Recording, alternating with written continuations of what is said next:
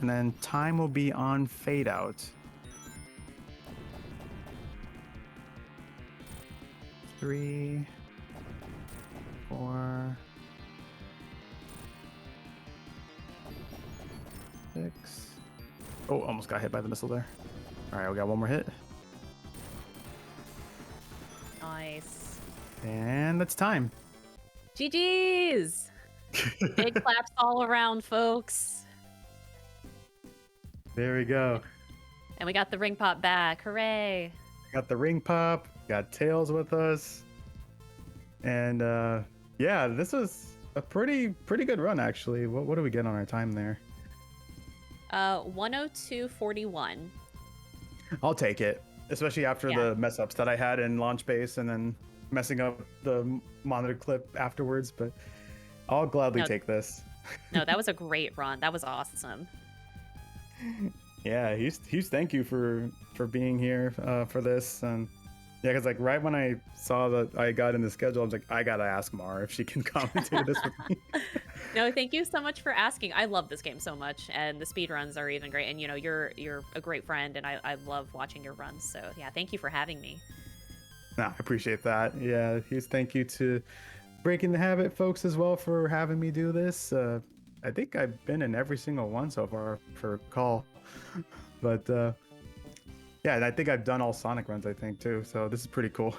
But yeah, keep on donating. You know, thank you chat for watching as well. Hope you all have a great rest of your night. Stay tuned for the next run, which I believe is Sonic Generations, right? Let's see. It looks like on the schedule that it's actually 10,000 bullets. Yeah, there was a change of plans with the next run, so we're gonna move over to 10,000 bullets instead. Oh, okay, cool. Yeah, awesome. Yeah, definitely check that out. And yeah, huge shout outs to the Classic Sonic community. You can find me on twitch.tv/supersonic_. I do a lot of Sonic speedruns. I'm kind of dabbling into the variety things now lately because, you know, I'm slowly giving speedrunning kind of a backseat a little bit. So just trying out some other things. And yeah, definitely check me out if you like that kind of stuff. And yeah, Mari, if you want to say anything, go ahead. Oh, yeah, sure. You can find me at twitch.tv/Morphoria. I mainly do Resident Evil speedruns, but I keep telling Supersonic here I want to go back to this run just because, you know, I like doing variety stuff too. I love doing variety speedruns and stuff. So if this year isn't the year, probably next year. We'll see. We'll see. I'll let y'all know. How about this? Next year, you come back to Sonic and I'll go to Resident Evil. There we go. Perfect. Well, let's try to make it happen next year. But yeah, anyways, that's it for us, folks. Thanks for watching, and I'll throw it back to the host. Sure thing. Thanks so much for that run. Honestly, no matter how many times you see those glitches, I just can never get over them and the movement of a Sonic game. So thanks so much for that run. It was absolutely fantastic. While we get ready for the next run, I'm sure we will be taking a quick little break, but please sure to stick around. We'll be back momentarily.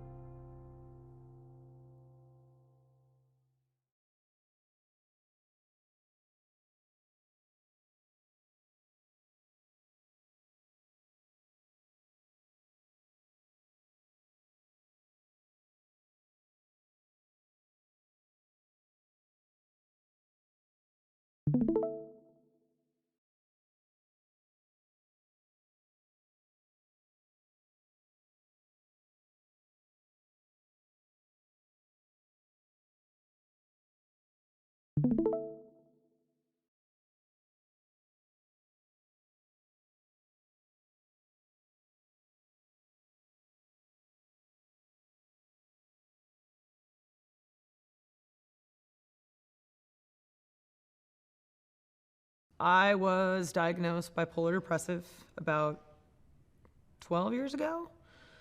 Essentially, if your mood goes from 0 to 10, 10 being super manic and 0 being super depressed, I was kind of just doing this, which is not healthy. So I'm on a number of medications, which I highly recommend. That kind of makes me more balanced, and it's great. It's a struggle often. It's making sure I get enough sleep. It's making sure that I eat right. It's making sure that I work out and all of these things that I need to do to take care of myself normally. But all of these things really impact my mental health. And being depressed is just not a place that I want to be. It's not anything I wish for anybody. When I was 12 years old, my dad committed suicide. He was bipolar, much like I am. It's a hereditary disease. He didn't take medication seriously, and he went off of it. And unfortunately, he lost his battle. And I think part of that really kind of made it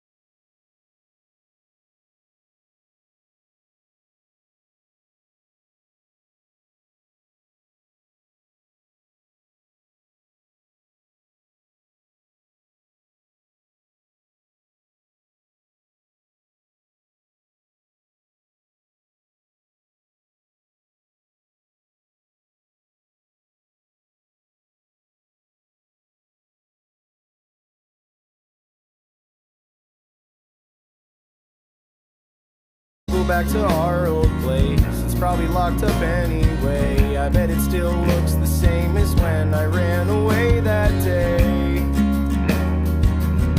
Doesn't matter anyway, 'cause I'm happy here.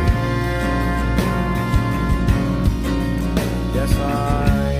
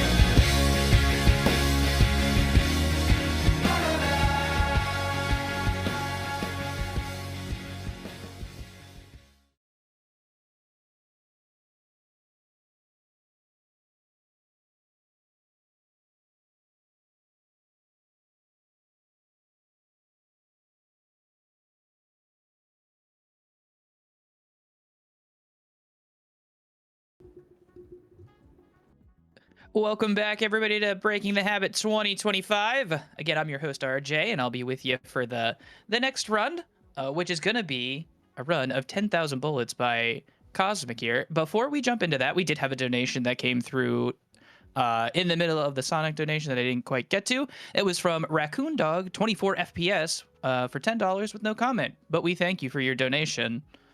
And just a quick reminder about the donations. When you do make a donation, be sure to pick one of the any of the incentives that are live right now.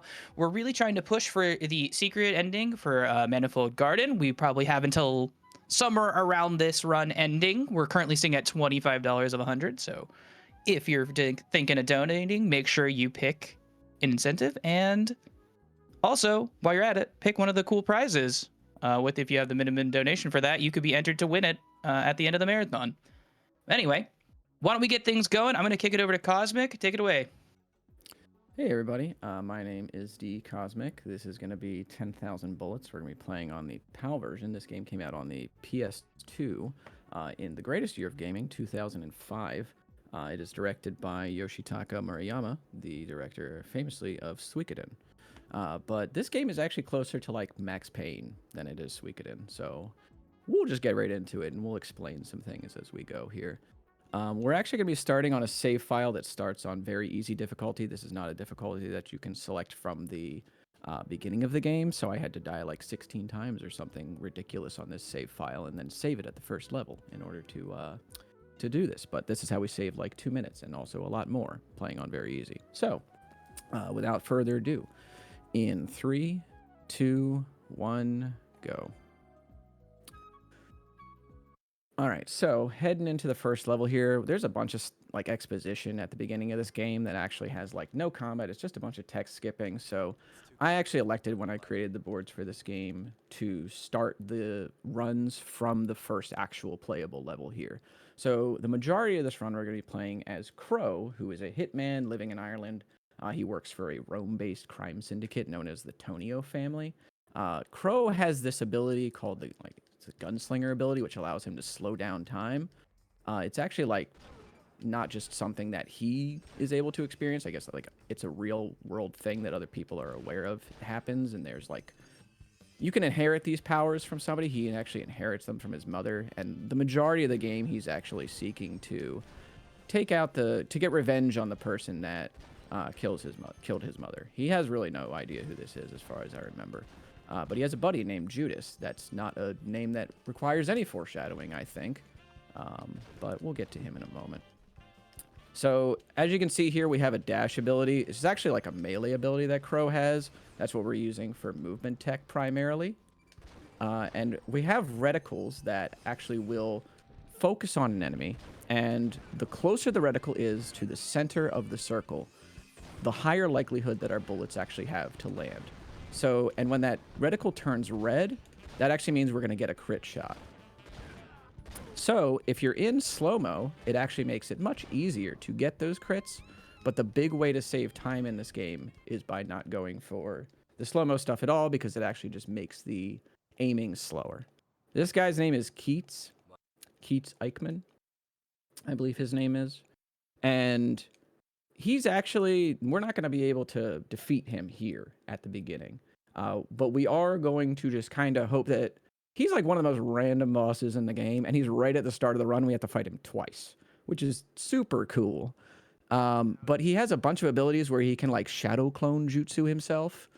But he also just runs around like really hunched over doing the Naruto run. So I guess it checks out. But we're going to just try and get some crit shots on him and hope that he doesn't do any of that to delay our damage. Right there he goes. He's down. Easy peasy. Nothing doing. And we're just going to keep going. Now, Judas is actually going to show up here with his Uzi. There he is. We see him for like a frame.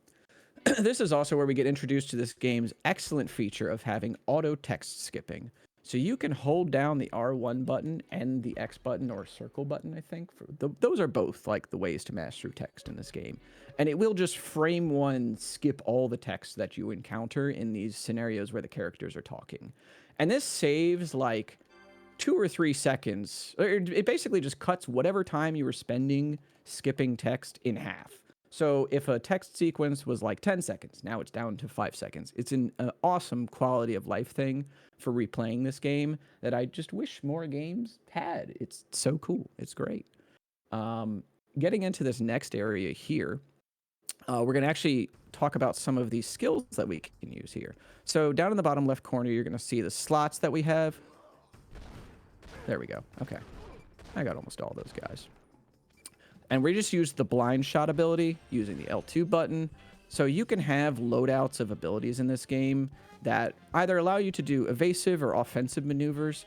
They use the gun gauge, which is the orange gauge on the bottom of the screen underneath the health bar. And think of that basically like your MP.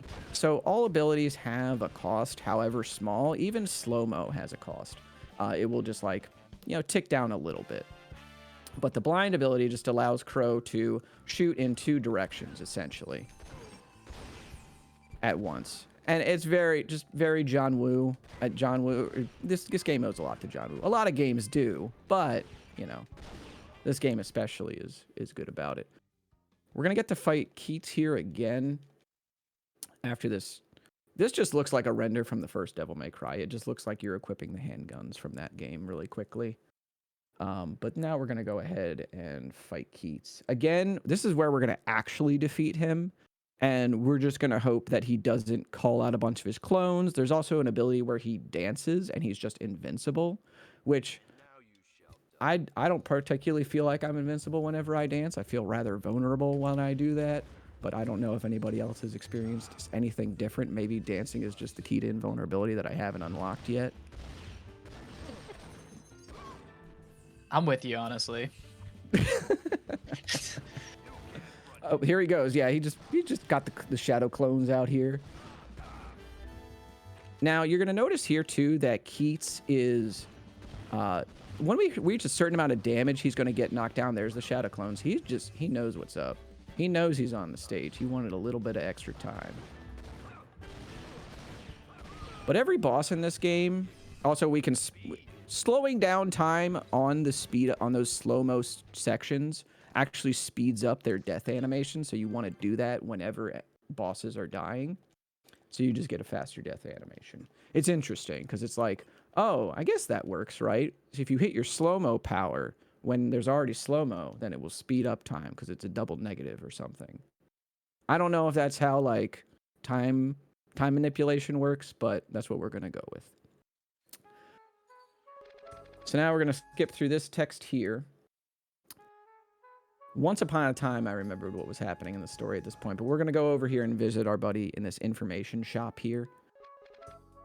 And Crow's going to be like, I'll come back later. And then we got to go to this alleyway here. But the first thing that we're going to do, we're not going to go there. We're going to go and get the skill rank up, and we're going to get this move called Disorder Shot. Now, Disorder Shot, we're going to get level 2. You have to progress in the game to get different levels of shots. And Disorder Shot actually allows you to target multiple enemies at once with your lock-on, and it will just automatically do spray shots at them. Disorder Shot level 2 allows us to do this with up to 3 enemies. And we're going to use this on this level because we have to just clear out enemies in order to progress the stage. We're also going to blow up this bus, because additional enemy waves will come out of that bus, and we want to just stop them from ever spawning. We're going to also get these guys down. We're going to take out these cars, even though they're not important to the actual clearing of the stage, but they do tend to take over your lock-on quite a bit. So I tend to just take them out whenever my lock-on goes onto them, just to avoid them ever doing that for the rest of the level. So right here, we're just going to take this out, run over here, and there's that. Okay. And then we're just going to switch over to the loadout with the Disorder Shot on it. Snap over to these guys. Boom. We'll just do the flip kick to him. That works. That's totally what I meant to do. Sweet. All right. Now, a lot of these, again, these waves are kind of fixed, and we're just trying to get through them as quickly as possible. Usually takes about 2.5 minutes or so. RJ, if you got anything you need to plug during this time, it would be excellent. I sure do. We had a $100 donation from AirNav that says, let's get that secret ending. And we will, in fact, get that secret ending. We have met the Manifold Garden secret ending incentive. So thank you so much to everybody who donated towards that. Looking forward to more speedrunning goodness. And then we also have a $10 donation from Big Genitalia that says, everyone has been doing amazing runs, and this event is so wonderful. Thank you. Also, would you rather bring poop to a pee fight or pee to a poop fight? Comment really went from like 0 to 100 at the end there, but I'm not quite sure what to do with that one, but So maybe we'll. I know who that is, and this is just her. That's just her 24/7. So thank you, Jenna. Thank you so much for that. I was reading a comment. I was like, wow, this is really nice. And then I got to the last sentence and I'm like, oh. But thank you so much. So happy that we were able to meet that incentive. If you're donating or planning on donating, the next incentive that we are trying to get to is an incentive to make the golem dance in Haunting Grounds. Now, I've seen Haunting Grounds a bit, and I'm not even sure what this means. So please let me find out and donate towards that incentive. Alrighty, awesome. Yeah, shit really hit the fan during that comment. I won't lie. But there we go. All right, so that is actually over now. So we're out of there. And now we have to... we're going to get paid a visit by this guy that's interested in Crow. This is actually one of the first instances where we see, like, extra dialogue options happen, because if you go back to Crow's apartment here, he'll talk to Kiko and Judas a little bit, and then they'll be like, oh yeah, there's a guy that wants to talk to you, and it's this guy that sells insurance, and he's like, hey Crow, you should come work for me as a hitman, and Crow's like, no, you sell insurance, I don't want to work for you. So then we head back to the apartment and talk to Kiko a little bit more about our feelings and stuff, and then we're gonna go and do the next reasonable thing, which is go back to Nachiora Avenue, which is the first level that we were at, and fight more people. So we're just going to head on in there. Now, again, Judas and Kiko are like Crow's best friends in the whole world. They're like his ride or dies. And things kind of seem a little bit rocky, but I guess that's what happens when you lead a life of crime, doing what they do. So I don't really blame them. So we're going to go back through here. This is one of the few retreads in the game, but it's actually at night. And there is like a little bit of differences, actually. And we're going to take out a lot of these enemies just because we're going to be able to use the kick-up move there to move around, as I was saying earlier. But the thing is that this move actually locks on to enemies, so we just don't want to have them around while that's going on. We're able to freely aim him unless there's enemies around. Some of these enemies are a little bit tankier, so we really want to make sure that we get the crits on them. A big thing with this game, too, is you'll notice on the bottom of the screen, there's a ×14. That's just the amount of bullets in the clip. I don't know if we actually fire 10,000 of them by the end of the game. I would assume so. We go through a lot of clips. But making sure that you are reloading as little as possible in fights is really important, because the reload animations and the get up animations, as we're going to see here too, are quite long, and they can lead to a lot of time loss if you are not smart with the way that you line up your shots on enemies, because a lot of these enemies, like, you really want to just try and get them before they all spread out. So like these guys right here that are grouped up, we're going to get them. We're going to try and get these two. And there's that. Good. Okay. Sweet. There's also these sections where we just want to make sure that we are reloading on the fly in order to save a little bit of time later on. Okay. That's fine. So we're going to head into this room. And then these enemies are going to come. We got to actually activate these guys here. Okay, cool. Sweet. And then they actually came out the door. That guy's not going to be totally important until later, so we'll ignore him in lieu of getting more of the kills over here. And we'll use the disorder shot here. That's really unfortunate, again. But there we go. Because that guy was important. But now we're going to actually get an MP refill, or a gauge refill. We're going to use the disorder shot here to, unfortunately, not get control of Crow where it matters. But now we're just going to have to run to the end. This is one of those unfortunate sections where we just kind of have to run through the enemies because we just can't use Crow's movement ability. Otherwise, he's just going to go back towards them. But now we're going to get into the fight against Lightning Joe. I finally know who hired you to kill me. I gotta say, even though the JP voice acting in this game isn't phenomenal, the English acting is definitely a little more comedic than intended, I have to say. But now we're going to fight Lightning Joe, who definitely just looks like, when they go, oh yeah, the stand user could be anybody. This is like the guy that they're talking about. He just looks like a disco guy.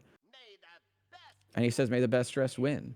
And that's definitely not Crow, so you would think that Lightning Joe would be the one who would emerge victorious, but we're going to make sure that that's not the case. This guy just gets to ignore damage whenever he wants, really. So you also just like this, he just kind of gets to do that and then just ignore what you're doing. So it is important to at least get the crits in. This is also why like certain abilities are not crazy good against him, because you'll do like the multi-shots from the disorder shot and he will just teleport right out of it and you'll have wasted the MP that it took. Now that right there, he did get knocked down. We could have used a disorder shot too there because he was going to try and charge me. We'll see if we can get it again. Oop, almost there. Sweet, okay. That guy, all right. Yeah, we did knock him out of that actually. Nice. And now Lightning Joe is down. Killed Lightning Joe and Disco in one foul swoop. Truly a worthy cause. Lightning Joe ain't going out like no chump, he says. I don't know, man. Kind of did. So I do want to say the OST for this game is great. I don't know how much people have been paying attention to it, but it's a whole lot of like acid jazz and some hip hop going on here. It was actually co-composed by Miki Higashino and Yoshinoro Misuda. I believe is their names. But they are incredible. They are really awesome composers. And I've heard people say that like this soundtrack is like does not make use of their potential, and I'm like, I think this soundtrack is great. Like, funny story too, I actually read an interview with Miki Higashino, and she said that, you know, like even though she retired from composing for a while to work on like taking care of her family, she came back because she really wanted to do like this acid jazz or hip hop sort of soundtrack. And then she kind of regretted it because she felt like she made a lot more work for the people that she was working with. But I feel like she did fine. She was good. But yeah, it really just is a great soundtrack. I really feel like if this game came over to America, it would have done pretty well, especially because of how like prevalent Cowboy Bebop was at the time too. So it's pretty sick. So the town square here, again, this is going to be like a revisit sort of Keats's stage, but there's going to be now people with rocket launchers looking to take us out. There's going to be a lot more dense enemies, so we really want to make sure that we get the wave management going as well as the crit shots going. We're going to use disorder shot on these guys. This is why disorder shot is so important, is because there's a lot of enemies that form up in groups of 3 or 4. Another thing too, like esoterically with disorder shot, as long as Crow's gun is pointed at somebody, it doesn't matter if he actually locked on to them or not. He'll continue to fire at them. So there are times where you will actually get 4 for the price of 3, essentially, because you just move in such a way where they're in the line of fire. All right, we're gonna actually go slow-mo a little bit here so you can get to see a little bit of the max pain. There we go, nice. So we did that there just to salvage a little bit of that room because I did not have the MP to actually use disorder shot, and I may need to do it again here in a moment because, yep, okay. I don't want to get taken out by anybody here. All right, let me do this. All right. So a lot of the like safety strats in this game pretty much just involve using slow-mo when you're like low on health. And since we're not using like a lot of the slow-mo very often, a lot of shots that would otherwise be just projectiles, they basically are hit scan in like full motion or like at full speed.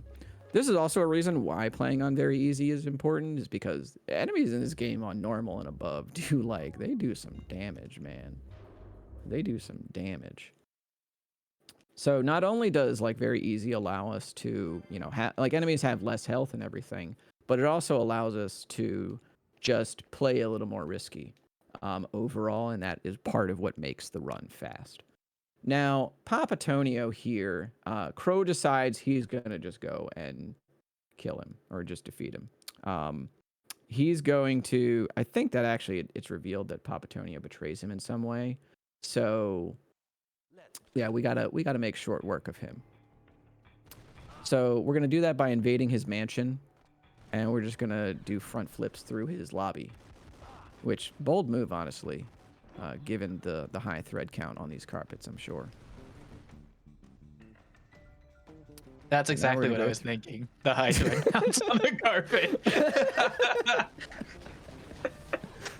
Oh, that was probably the first thing on his mind. Not the massive amounts of machine guns in his face. He was like, I don't know if I want to mess with the high thread counts here. So this is also one of those sections where like trying to get through is interesting, because you would think that taking out all these guys would be fast enough to allow us to actually use Crow's dash to get through here, but really we're just gonna look to like not take a lot of damage because there is like a stun animation, obviously. So the risk that you run, generally speaking, going through these hallways is like, do I use the avoid technique, which is the front flip or the dodge, or do I just bet that they, you know, aren't going to hit me and just run, like, just gun straight for the doors? Oh, excuse you. Okay. So now we're going to grab these guys right here. Okay, cool. Excuse you. Thank you. So now these guys are all going to get taken out there. All right, cool. So we're actually going to swap over to blind here for like one of my favorite little strats in the game. So we're going to walk up through to these guys. Okay, now they're dead. And then we can walk through. Because we just used the blind shot, and then he just did the crisscross arms and hit them both with some bullets. He hit them with 2 of the 10,000 bullets.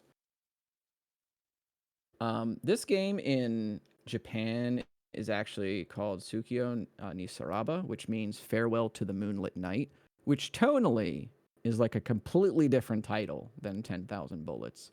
And it actually speaks a lot more to like some of the heavy-handed conversations that these characters have, especially like, you know, working for like a crime boss and everything, and some other things that are about to happen here in the next couple of minutes.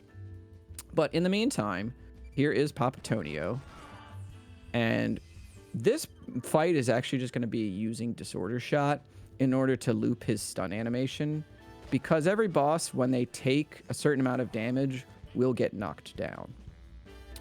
And funny enough, the combo mechanic will actually refund you gun gauge depending on how many hits you did. And Disorder Shot does a lot of hits. So you can actually just get really high combos and have it refund itself and then loop him pretty easily. So there he goes. And now he's down. Now that he's dead, surely you think, oh, everything's great. But as fate would have it, Judas betrays us. Shocking, I know. What? What? Oh gosh, man. Nobody could have seen this coming. So now we're going to go into the fight against Judas, which is actually a force fail. You cannot beat this boss no matter what you try to do. There will be a point where his health gets low enough that he dodges everything that you do. But there are optimal ways to progress. So we have to stand at a decent distance from Judas and actually make sure that if he goes into a move where he's going to use his slow-mo ability, we kind of want to stand around this fountain a little bit. Because if he... Oh, yeah, he does this really cool move here, by the way. It's awesome. It's very, like, Equilibrium Matrix-esque. But we want to stand, like, right around here, because if he decides to do a semicircle near us, like this, the fountain is actually going to cut him off, and it's not going to lose us as much time, him using that ability. If he completes that whole animation, there's a ton of time lost there. But the fountain there, again, just cuts off his run, so we just lose a little bit less time. Not a great pattern, but, you know, it works out, so. Stop! Why are you doing this? It's literally how she sounds. So, moving on to chapter 4, there's like a little bit of a time skip here. Crow's not dead.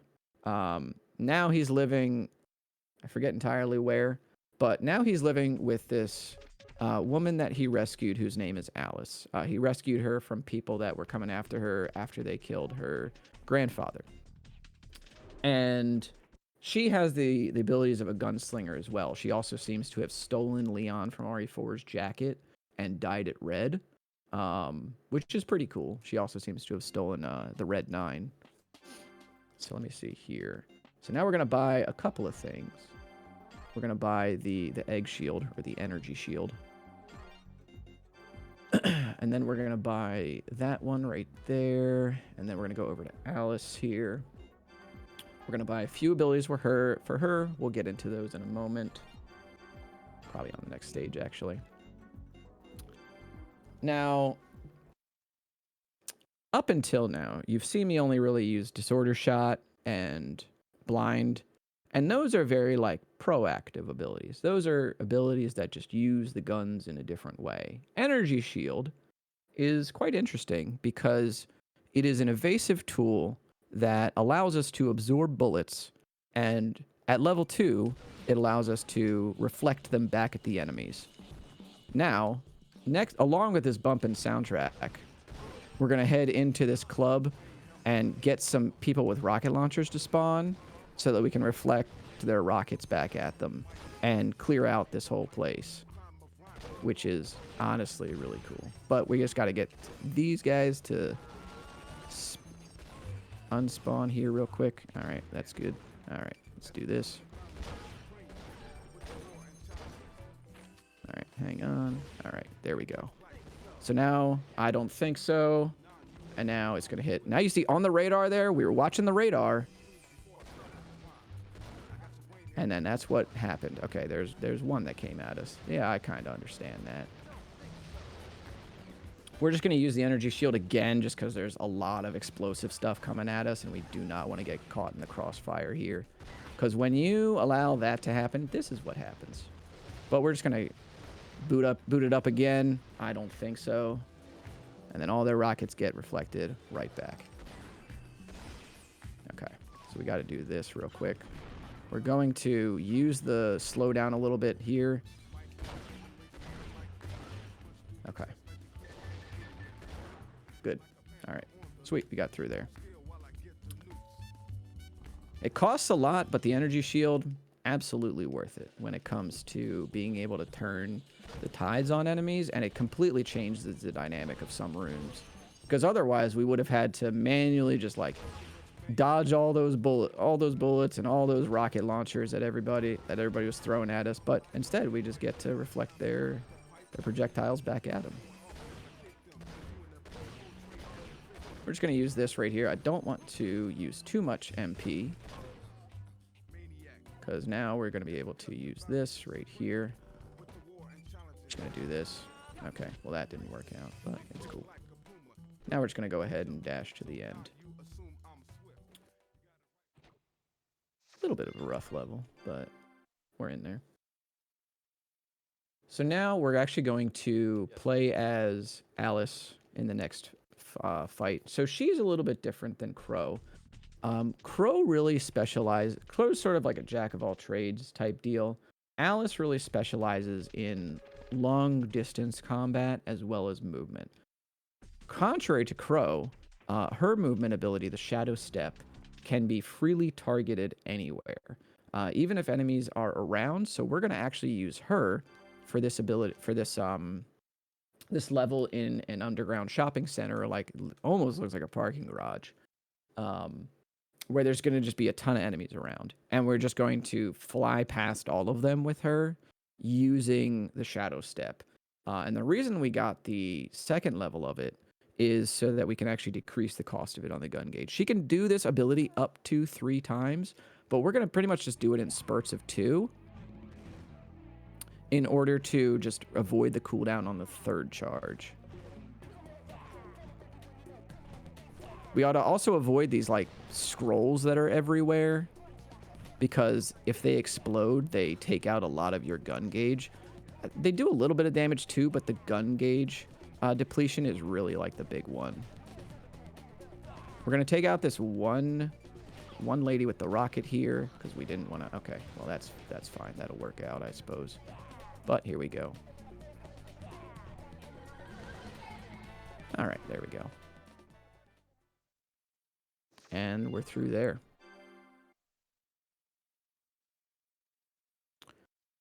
So now, Crow and Alice head to this bridge to fight this guy named Little John, who's got a bunch of cronies on the bridge. Little John is, as you would guess, pretty muscular, pretty huge. But we're gonna have to take out a bunch of people before getting to him. This fight as well is heavily dependent on energy shield, and there's like explosive barrels everywhere. This fight can get pretty precarious with how many projectiles are flying at you at all times. So we're going to do our best. We're going to start it out by just using Disorder Shot here. Got clipped a little bit there, but that's nothing doing. So we're going to take out all these guys. We're going to walk forward a little bit, get all of the rocket launcher enemies to spawn, and then use the energy shield. Back at everybody. Yup, there's a lot of names off the map there. Sweet. We got to get this guy. These enemies love to hang out in the corners of the map, and they will mess you up a great deal, because if enemies are too far away on the map, then their icon will disappear. And you will just not know that you did not catch them. Okay, cool. So we're good to move on. Sweet. All right. These guys as well, they will sometimes just straight up block your bullets. So it was a little bit bold of me to take that approach, but we're just going to keep going. We're going to spawn more rocket enemies here. Nice. Great. Excellent. Okay. So now we're going to actually try and get into position here, because we want to get right near this barrel. Nice. Okay. Almost got the optimal there. So if Lady Luck goes your way, all of those rockets will not only hit all the enemies, but they'll explode all of the barrels, and every enemy there in that wave just gets decimated. But nothing doing. Cleaned it up. And now we're going to get into a fight against Little John. He has a big rocket launcher that fires like multi-missiles. And the big thing with him is just kind of hoping that he doesn't do too much to you, because he kind of tends to run everywhere. If we can get him to stay by this truck here, we can actually get the truck to explode on him. He actually does this too quite a lot. Okay, yeah, there we go. All right, so I'm gonna try and get him to run backwards towards this truck so that it can explode. And again, this is the problem with Little John, is that those rockets that he shoots out become like the thing that we're targeting. And so one of the shots from Disorder Shot will actually go towards it. And now this is what happens here. So as you saw there, got a little bit, some of our bullets got a little bit off course because they were automatically tracking the rockets that Little John had going off. But fortunately, we're still able to get the stun loop there. So not too bad of a fight. Pretty good, actually. Pretty good. I've been talking a lot, though. So RJ, real quick, if you have anything. Yeah, of course. We got a $20 donation from Marforia that says, "Hooray Cosmic and hooray Breaking the Habit. The best time of the year. Thank you to the runners and donators for supporting this amazing cause. Thank you, Mar, for the donation." And just while we have a moment, I'd like to point our attention to some of the open bid wars polls that we have going on right now. We have a bid war for Mario's outfit in Super Mario Odyssey. You can either be boxers or typical Mario. That one kind of makes me giggle. Like, just, it's like boxers, typical Mario. It's like, Mario. I think we all know where we're going with that one. But more importantly, there is a bid war to choose whether you're going to play as a boy or a girl in Zelda. Very tight race right now. Currently, playing as a girl is only in the lead by $5. It's $155 to $150. So if you want to swing that in your favor, now is the time. Sweet. And thank you for the donation, Mar. Appreciate it. So now we're introduced to legally distinct Bruce Lee. His name is Dragon, in case it wasn't more clear. And he has an ability called Dragon. So we're going to use Dragon with Dragon in a dojo where there's a lot of other people using Bruce Lee techniques in order to clear it fast. So this Dragon technique is a drop kick, and you can chain it, depending on its level, up to 5 times. Here, we're going to use Dragon level 2, just for a little bit of safety, and it allows us to chain the kick up to 4 times. So we're just going to be flying everywhere at these guys.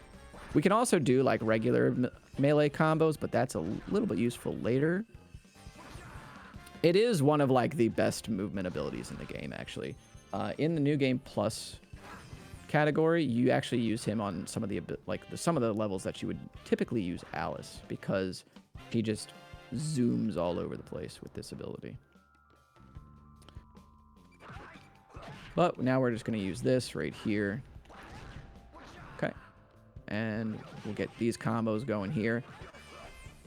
So just want to note, we're in a game called 10,000 Bullets. We're now using the only character that does not have guns. So for a while, it's going to be 10,000 Fists. Great song. It's true. It's true. So we're going to get these guys right over here. Head on over here. Take them on out. Dragon is, in terms of speed, he's quite different from some of the other characters because, I mean, number one, obviously the lack of ranged options. But also he's one of the only characters really where you don't want to upgrade his ability to like do long combos. Because on the end of like the really longer combos, excuse me, this is like the, wow, they were all over the place there. Jeez. He is one of the only characters that has like a huge recovery on the end of one of his longer combos. So we actually want to keep his ability to do the shorter combo because he will just stop short and it has very little recovery, which is why we're able to kind of just spam it on these enemies here just very quickly. And this is also the reason pretty much why Dragon is the fastest on this level, is actually because this game in a fresh file locks you out of certain characters on different stages depending on how the story progression is going. So Crow is actually not available on this stage. Excuse you. I was wondering why they didn't show up. Otherwise, we would definitely be using Crow here. And normally you would think you would want to like dragon kick a bunch of those guys coming out of the door, but you want them to all kind of bunch up. And when you dragon kick, it seems like they have a tendency to just sort of scatter. And Dragon's only real ranged option is either using Energy Shield to deflect enemies' projectiles back at them, or he can throw some knives. But those knives are pretty slow, and they take a little time to wind up. Okay. I just want to say, when he dragon kicks, everybody scatters, and I'm like, I think I would too, honestly, if some dude was flying across the room and be like that. I'm not gonna lie. Yeah, that's true. It is quite intimidating. I cannot lie. All right, so now we're gonna go ahead to this, and we're gonna actually grab Disorder Shot level 3. We're gonna grab the upgrades for the gun gauge as well as Crow's HP, and probably just his bullet time as well. We want just maximum survivability here in the cafe. This is also where the game's frame rate just decides, you know what, dude, I've had a long day at the office. I'm done. I'm definitely going like under 20. All right. Definitely going under 20 FPS for this section. Because they really wanted to have like this epic sort of like bar fight in this game, which is pretty cool. But at the same time, it's like there are enemies just spawning in from on top of the map, as you can see. PowerPoint presentations being given a run for their money right now. What's interesting too about this level is that, because they're just being attacked essentially at their hideout. What's interesting about this level is that you have to destroy, like, if enemies are hiding behind rows of bottles, you have to destroy the bottles in order to hit them through the shelf. A little bit, but also there's little funny stuff where like you can shoot them through the wall there if you just stick the gun through it. So it's like there's a little bit of realism, but also you're definitely still playing a video game. All right, we're gonna have to hit this guy. All right, we're gonna have to do this. We're just gonna do this little bit of slowdown there, and then we'll grab this right here. All right. Okay, now we're... All right, I gotta get the life up there. This level is just brutal, by the way, especially when like you're doing PB attempts, because there is just so much you have to keep track of at all times, and a lot of time, as you can see, like the game is doing its best, right? But there are projectiles coming from every which way, and sometimes you just get clipped by a lot of stuff at once. And then also, enemies can actually interrupt your disorder shot. So if you're going for like a big clear and they interrupt your disorder shot, that still wastes the gun gauge ammo. So you might just be out of luck in terms of like actually getting those, and then you'll have to try again and just hope that they don't interrupt you again. I've had times where enemies have just straight up interrupted like 3 disorder shots in a row, and that's just the whole HP bar, man. That's just the whole farm. All right. But we are out of there. So now that we've fended off that attack, we decide to take the fight to the enemy once again and go to the theater. And this is actually the last time that we're going to play Crow in this run, because Alice is pretty much going to take over from here. This is also definitely the most RNG heavy boss in the game, but we're going to get to her in a moment. Her name is Shirasagi, or Fan Lady, if you don't want to go the full name. But we're in this area here, and this is another big area, so like Crow can clear this area out exceptionally well. Dragon and Alice are like 30 or 40 seconds behind him, but they have slightly better fights against the boss.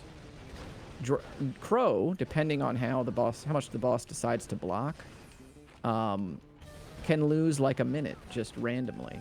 But also he gains, you know, like 20-30 seconds on the other characters, so it's actually just worth it to just bet the farm on Crow. So we're gonna get these guys up here. This level's really rude with the cards. Yeah, right? It's just, they're just everywhere, dude. Okay, now we're gonna go ahead and get these guys spawning in. There we go. And then there was another card. Speak of the devil. All right, there we go. All right, so we're gonna go ahead and reload here. We're just gonna use kick up to get both of these guys out. Now, fortunately, that gun gauge up, that gun gauge up ability, or that gun gauge up orb over there, is where we need to go anyway, because a lot of rooms in this game, the enemy spawns are actually based on where you're standing. So you have to run into pretty much every part of this level in order to get them all to... That guy came out of nowhere, dude. You have to get them all to spawn. I'm just gonna go ahead and slow down again here. Nice. Okay, sweet.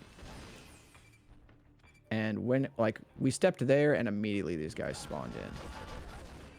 We also want to make sure that we avoid them running behind walls, because the enemies in this game do have a tendency to do that. Okay. We're going to have to get this guy out here. Okay, good there. That's also kind of a demonstration of just how much easier the critical shots are in slow-mo. We're gonna try and grab these guys coming out. Okay, sweet. All right, now, and then we grab the HP up there just to be safe. And it's also just right there. And we're gonna head on in here. Excuse you. We're gonna head on into the theater against Shirasagi. Now, Shirasagi's mechanic is that she can just randomly, again, just randomly block. She puts her fan in front of her face, and she's like, ho, ho, ho, and your bullets don't do anything to you. I don't know what that fan is made of, that it can just block bullets like this, but not like punches. Like Dragon can just Dragon kick her. And we're good, you know. Or Crow, which we're going to see here probably, you can just do like his flip kick to her and it knocks her into the air and stuff. But she also retains the blocking property, so like even though she's knocked up in the air, you still can't do anything to her there. So there's the block right there. So now we just kind of gotta knock her down and then just roll the dice again.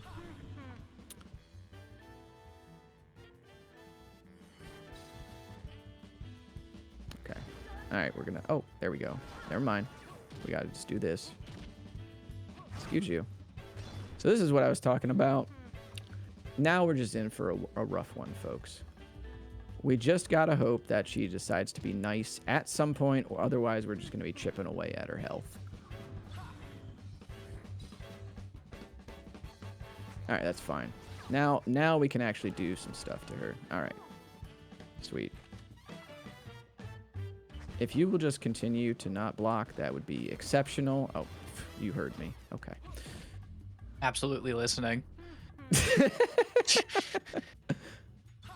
right, we're going to actually use the speed up there to get back our reload. And then we're just going to go ahead and chip down again here.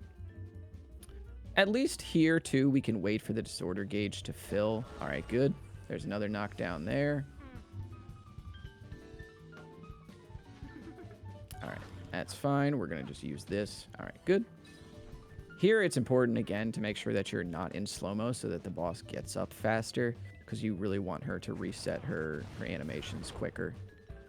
All right, and then for the last one here, hopefully she's going to just... All right, sweet. Now she's down. I was really hoping she would show y'all how difficult she can be, because...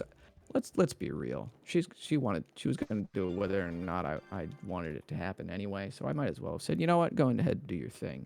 But that boss can take anywhere from like 45 seconds to like a minute and a half. It is a little absurd. It's like the one real pain point about this run, because it's like, 40-something minutes in. But nothing doing. We're moving ahead. Again, Crow is not going to be played for the rest of the run. So we're going to be switching over to Alice a lot. By the way, they started working with that insurance guy. I forgot to mention that. I guess that wasn't a deal breaker in the end. But if you get betrayed by your best friend, that probably is a bit of a paradigm shift. You might feel a little bit differently about different things, So I get it. Yeah, it makes sense. So now Alice here, again, we're just going to be using her to get through the shopping center area, but this is going to be an extended version of the shopping center level that we saw before. This is going to take actually a lot of gun gauge management, because there are going to be spots where we're going to need to stall for time a little bit and let the gun gauge refill. Otherwise, we're just going to be a sitting duck. We're going to like move over here so that rocket goes against the wall. And it also gives us a little bit of time to refill the gun gauge.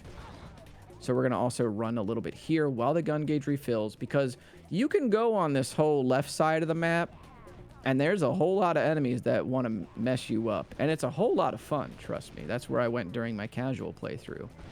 And I remember trying to lab this level out. And I had assumed that this whole little escalator area was just like an invisible wall, right? I didn't even think to go over here. And then an enemy knocked me over here and I went, hang on a second. So now this is how the level goes. But there, we got through. That was actually pretty good. I'm pretty impressed with them. They didn't hit me once. Usually, that's where they decide that every guy that previously was a stormtrooper is going to just turn into an eagle eye with those missile launchers and grenade launchers, and it's just not a fun time. So now we're going to get, for Alice, we're going to get the full auto ability as well as some other things here. We're just going to kind of upgrade her a bunch, really, because I am taking no chances with this level. Okay. So full auto with Alice gives her the ability. Usually her shots are a lot slower than Crow's, but they're more precise and they deal quite a bit of damage. Full auto allows you essentially to just unload the entire clip into an enemy at like point blank. Really at any range, but it's most effective like point blank, and it just does a ton of damage to them. And you can also just do this to them, and then you can use her melee combo while you're reloading. And then just immediately unload again. And once again, we're going to be just fighting with the frame rate here for the level. Yeah, I was gonna say, Exactly. it seems the frames have abandoned us once again. Yes, it is not great, but we're fortunately the great Kung Fu has not abandoned us. As you can see, we're just gonna shoulder check these guys that are in like full SWAT gear, because that's just how you get the job done, man. All right, and then all of these guys also, for some reason, are dressed like Dante when in Devil May Cry. Whenever he gets an outfit resembling his father, they're all just in those purple coats, dude, and they all look awesome, but I don't get it. Okay, we're gonna have to go and opt for some safety strats here.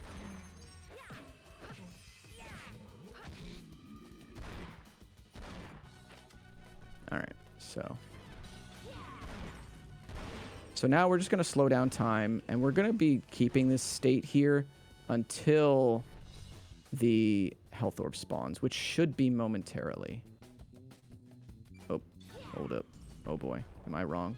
I might be wrong.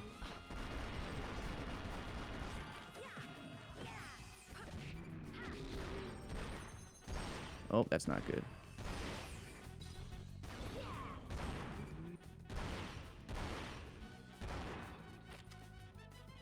Oh, excuse me.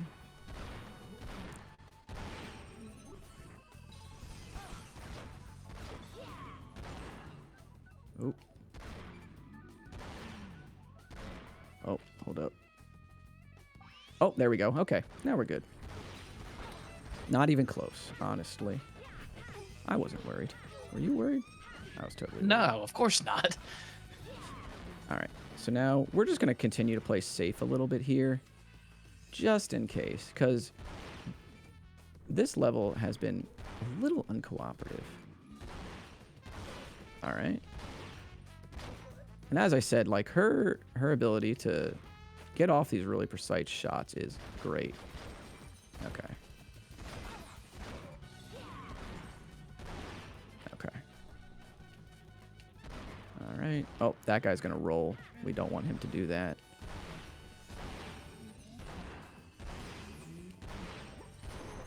Okay. This should be the last of them. Okay. Awesome. Okay, cool. Not my finest work, but... And now we're going to go for the second to last boss here. Again, we're going to be using Alice here. And this is going to take us through like this big sort of abandoned factory. Crow's like, all right, this is the final showdown, you know. I got like this world, this is like the second to last showdown. I'm all alone. You know, I'm going to do this like by myself. And Alice and Dragon show up and they're like, no, you're not. We're here to help you. And he's like, oh, thanks, guys. The power of friendship does, in fact, win in the end. And then for the speed run, Alice is like, I got this, dude. I'm going to just take it from here.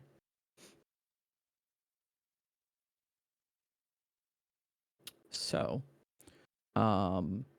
big thing here, again, really is going to just be managing the gun gauge in order to get the shadow steps here. We can just ignore enemies here again. And we're going to try and get through these. But this is during this movement section. We got a couple of maybe a quick donation time here. Yeah, sure. I mentioned the Switch bundle that we can possibly win by donating a minimum $100. But let's talk about why that's even possible and have a few words about the very cool sponsor that is Video Game Trading Post. Video Game Trading Post is a locally owned and operated game store located in Pensacola, Florida. You could go check out their newly expanded store where you'll be able to find everything from retro video games to new releases, anime figurines, plushies, and everything in between, along with a vast selection of TCG, including a plethora of graded and ungraded Pokemon cards, singles, packs, and more. You can find them on their Instagram at VGP Florida and on Blue Sky at vgtp.bsky.social. Awesome. Very cool. That was awesome of them to provide some great prizes. Yeah, super cool. And now that I've gotten hit by that grenade launcher and we get to see Alice's extremely extra get up animation, we're going to head to the boss. She ate that up, though, I'm not going to lie. You're not lying. I mean, when you rock a fit that's like a combination of Maria from Silent Hill 2 and Leon in RE4, you gotta do one for the one time for the one time. I got Yeah, there you got to do eventually. things a little differently for sure. It's true. Now, this boss's name is Guitar Men, but it's one guy. But it's Guitar Men. Just let that sink in for a moment. I don't really know what to make of it. I only remember that his name was Guitar something. So in my splits, he's called Guitar Man. But I was like, oh, right, I need to eventually change it to Guitar Men. But yeah, that's...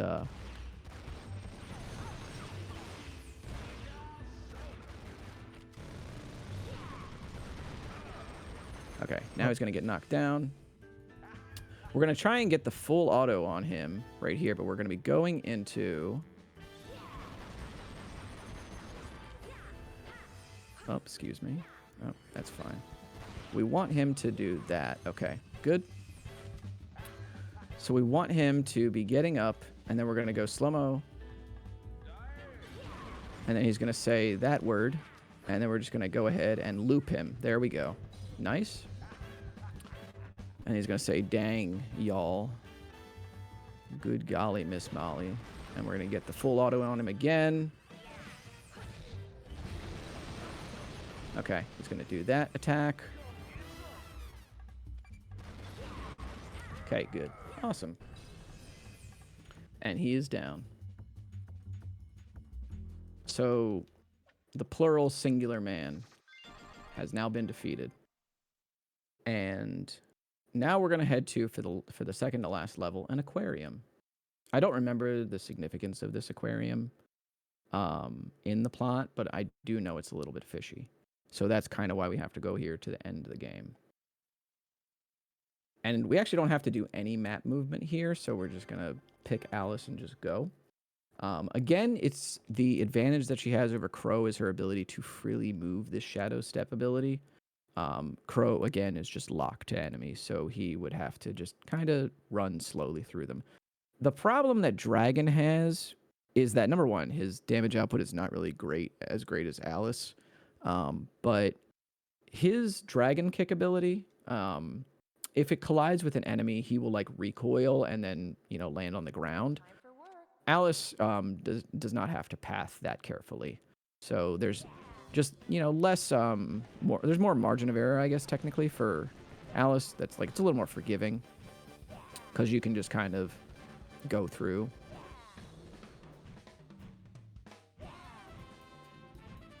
But here we go. All right. We can use pretty much as much gun gauge as we want here. Excuse you. Because we got a refill right here. And then once we get into this area right here, we want to make sure that we swap.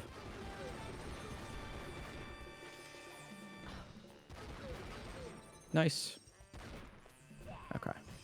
You can also have like 3 loadouts, by the way, of these abilities on you. And you can just kind of hot swap between them all. So you can really customize like the way that some of these characters play. They all have like pretty unique abilities to them. It's pretty sweet. All right, so for the last segment here, there's actually 2 different endings that you can take. We're going to take the fastest one because Breaking the Habit was kind enough to let me run this at the last second. So we're going to make good on their time as well. But so in order to get this faster ending, you essentially just pick any character that isn't Crow. Crow will actually go and have a final showdown with Judas. But Alice and Dragon are going to go to the airport and they're just going to leave. No, I'm kidding. They're actually going to go and fight this lady whose name is Chameleon, who you only kind of see in cutscenes leading up to this point. She also gives you the most Canadian sorry, but nobody's going anywhere leading up to this fight. So she actually can mimic pretty much every boss that you've fought up until this point. So we're just kind of hoping that she doesn't do that. And then let's do this. And then this is going to be the final fight. So time will be coming up quite soon here. But we're going to do in the meantime. Let's try and get her stunned. All right. She summoned her little tornadoes there. We're going to use the full auto to get a lot of damage in on her, especially when she does things like that. This is like the battle with the most extra get-up animations of all time. You ain't lying. All right. Oh, there we go. Oh, shoot. Okay. Nice. All right. Excuse you.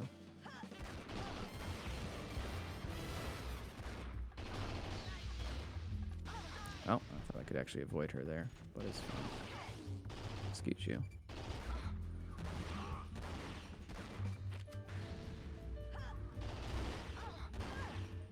All right, good. Okay, so here we go. Oh, goodness. All right, I'm going to have to go in slow-mo against her because she's being extra difficult right now.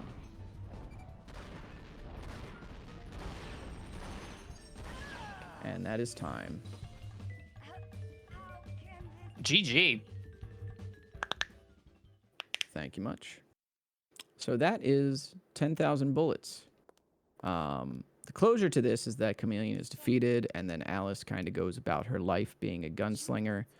In one of the side stories you can get, she actually gets revenge on the guy that killed her grandfather, which is the way that she and Crow actually come to meet. And that's how she gets the gunslinger abilities, is from her grandfather. Crow's a pretty cool guy. He's a pretty nice guy. But there's also this cool song at the very end here, which is not befitting of a game named 10,000 Bullets, but definitely befitting of a game named Farewell to the Moonlit Night. So my name has been, and will continue to be, DE Cosmic. And you can find me on twitch.tv/DE Cosmic. I will be on tomorrow running Van Helsing at like 2 p.m. Eastern Time. Thank you again to Breaking the Habit for letting me show this on such short notice. I appreciate it greatly. Thank you to everybody that's donated so far. That means quite a lot. And yeah, back to y'all.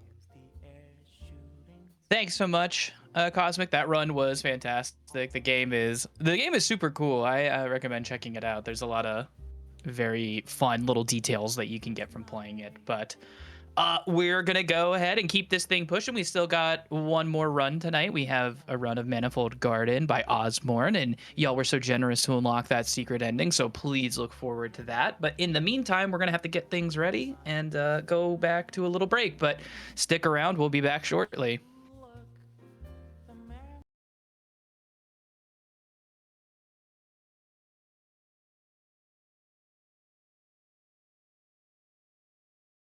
All right, everyone, welcome. We are here at the Breaking the Habit 2025 Charity Marathon benefiting the American Foundation for Suicide Prevention.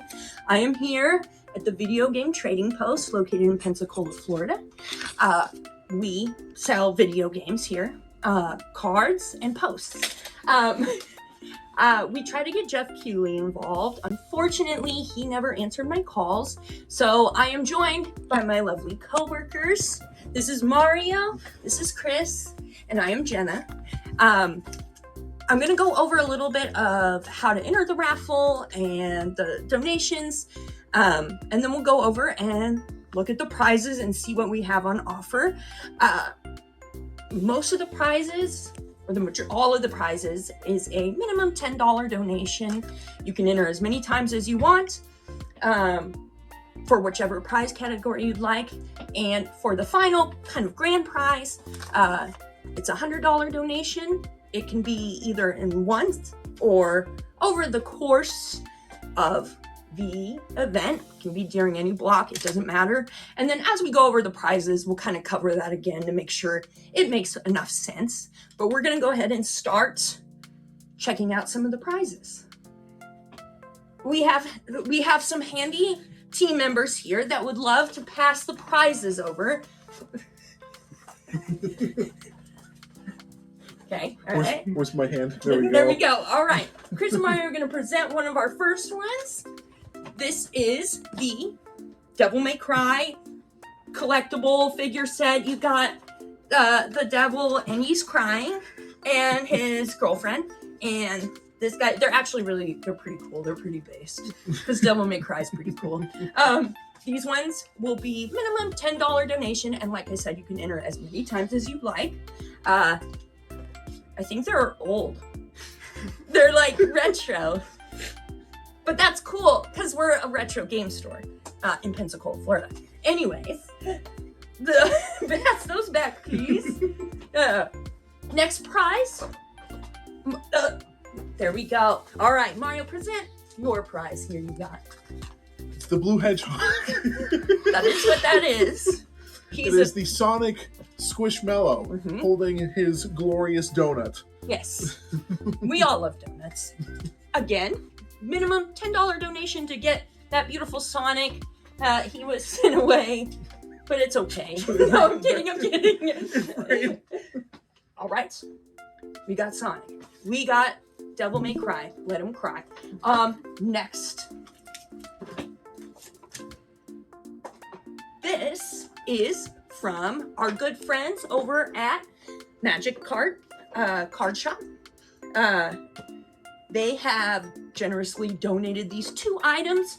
As a prize, we have our Solar Tempest trainer box. And then this guy, very nice, we have our Glaceon EX Special Art Rare. And it's a grade 10. It's beautiful. It's graded. Now, I would like to extend an offer.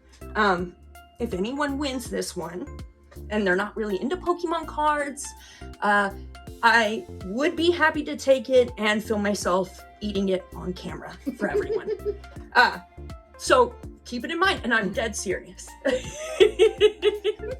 Again, $10 minimum donation, enter as many times as you'd like. All right, what's our next one? I want to present that one. All right, this one is my favorite. This one was a painting custom done by our good friend Beck Beware. It is a beautiful portrait of Chester. She did a phenomenal job, and she did it just for this event, and we're really thankful for everything she's done to help out. I'm sorry, this one's my favorite. But if you want to enter this one, just again, $10 minimum prize, and you can enter as many times as you want to try and win it. But yes, we've got that one. And then I think we have our grand finale. And I'll have Chris. A Nintendo Switch 2. So as long as you donate $100 or through the course of the event up to $100, you'll be entered to win a Nintendo Switch 2 with Mario Kart World come with it and Pokemon Legends Z through 8. And just check us out at Video Game Trading Post and come on up and donate. We'll be here always. Forever. We'll never leave. We'll never leave. Yes, these ones were provided by us here at Video Game Trading Post. Well, not the employees, but you know, the people who own the store. what else is there to go over? I'm going to run over the prizes one more time, and just every single one, you can enter to win them as many times as you like. It's a minimum $10 donation. And like Chris said with this one, it's up to $100 can be donated throughout the course of the stream. The stream, like a stream. All right. One more. Thank you. Don't forget the pickle. Well, okay, yes, there is a pickle. There's a long story. But, alrighty, y'all. Thank you for bearing with us. I know I giggled and laughed a lot. I'm not used to being on camera, but I was really excited to present this for everyone today. I'm really excited for everyone to be here and to donate. And this cause is really meaningful for a lot of people. And putting it on and being able to raise money for it is just really important. So donate whatever you can. Minimum $10 for the prizes, but if you just want to donate whatever you can, that would be lovely. And definitely check us out.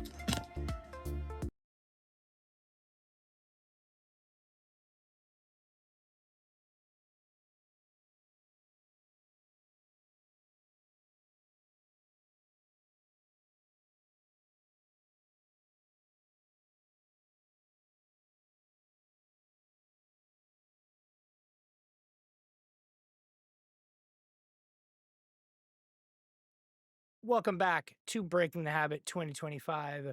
We are at the final run of night 1 of this amazing event. We've already raised $1,175 in our first night, day, however you want to say it, which has been absolutely incredible. So huge thank you to everyone who stopped by, who's donated. My cat is also right now, I don't know if it could be heard, she's eating her big squishy carrot. Yeah, so thank you to everyone who's stopped by and donated. It's been amazing so far, and we've still got one run tonight, and we've got a whole bunch of runs tomorrow. But right now, I'm going to pass it over to Osborne for this really, really cool and really chill, from what I hear, Manifold Garden Run. Take it away, Osborne.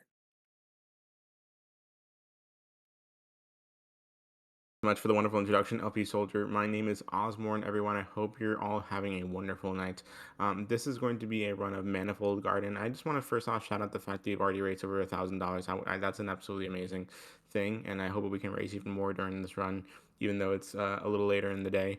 But I'm very shocked and pleasantly shocked at how much we've raised, and so thank you all so much for that. And so with that being said, we're going to go straight into Manifold Garden. This is a first-person puzzle platformer. If you've ever, well, platformer-ish. We'll get into that, why I said that soon. But I wanted to actually just explain two things here before I really start the run. And so what that is that it's going to what that is actually I'm going to start a new game here, but timing is not going to begin yet, obviously. And so one thing here is that you can first of all see that a main mechanic in this game is changing gravity, and so you can't jump in this game, but what you can do is change gravity, which to a lot of people is just a really overcomplicated way of saying you can jump. And so the way that gravity changes work in this game, at least casually when you first boot up the game, is that gravity change works like that. And so you can see it move from one end to the other, like so. You see? Perfect. And so that is pretty basic, and there's a full animation that like changes the whole scope of what you're looking at when you change gravity. However, there is a option here called gravity change motion, and if you need to S curve, which what we just saw is the default, and then you can also make it instant. In which case, gravity changing will look like that. And you can imagine how much faster that is in runs than having to sit for an animation every single time you want to change gravity, to a point where you can kind of do this. Like that. Obviously, you won't be changing gravity at that extreme pace the entire run. The whole point of instant gravity changes instead of S-curve gravity changes is that a lot of times the motion of an S-curve will make people motion sickness, make people experience motion sickness, I should say. And then it's similar to how like blinking works in VR games, in which you can blink to move to one specific location. And a little bit of a difference between S-curve is that S-curve just immediately puts you on the same axis, just in a different location, right? But instant will actually transport you exactly to where your crosshair is being pointed towards, and that is going to come in handy multiple times during the run. And so, with that being said, now that I have explained that, one last thing I'm going to be doing is that at the beginning of me booting up this game, I entered a command called bind f screenshot underscore normal. I entered again, and so essentially what that does is that every time I press F, I'll make a screenshot. Pretty much rebinding F11 to the F key. And the reason I do that is because there's a specific glitch in the game known as a wall clip, where you clip through a wall, but most of the wall clipping involves you taking an object and pushing yourself through it. And in order to take the object through with you, we purposefully lag the game by taking a screenshot, which will, for a moment, lag the game and allow you to move an object through a solid wall. Which will be more obvious once we start the run, literally like within the first 30 seconds. So, did that make sense? I hope it did. It will be on the test later. We're going to begin right here with a new game. I'm going to delete that save file because we actually want to keep these save files clear, mainly so I don't accidentally load into a new save file during the game. And so, because we're going to be saving and loading like a lot. And so we're going to start once I press, once we load in, 3, 2, 1, go. All right. So, Manifold Garden, you cannot jump. You can only change direction in which direction the gravity is going, I should say.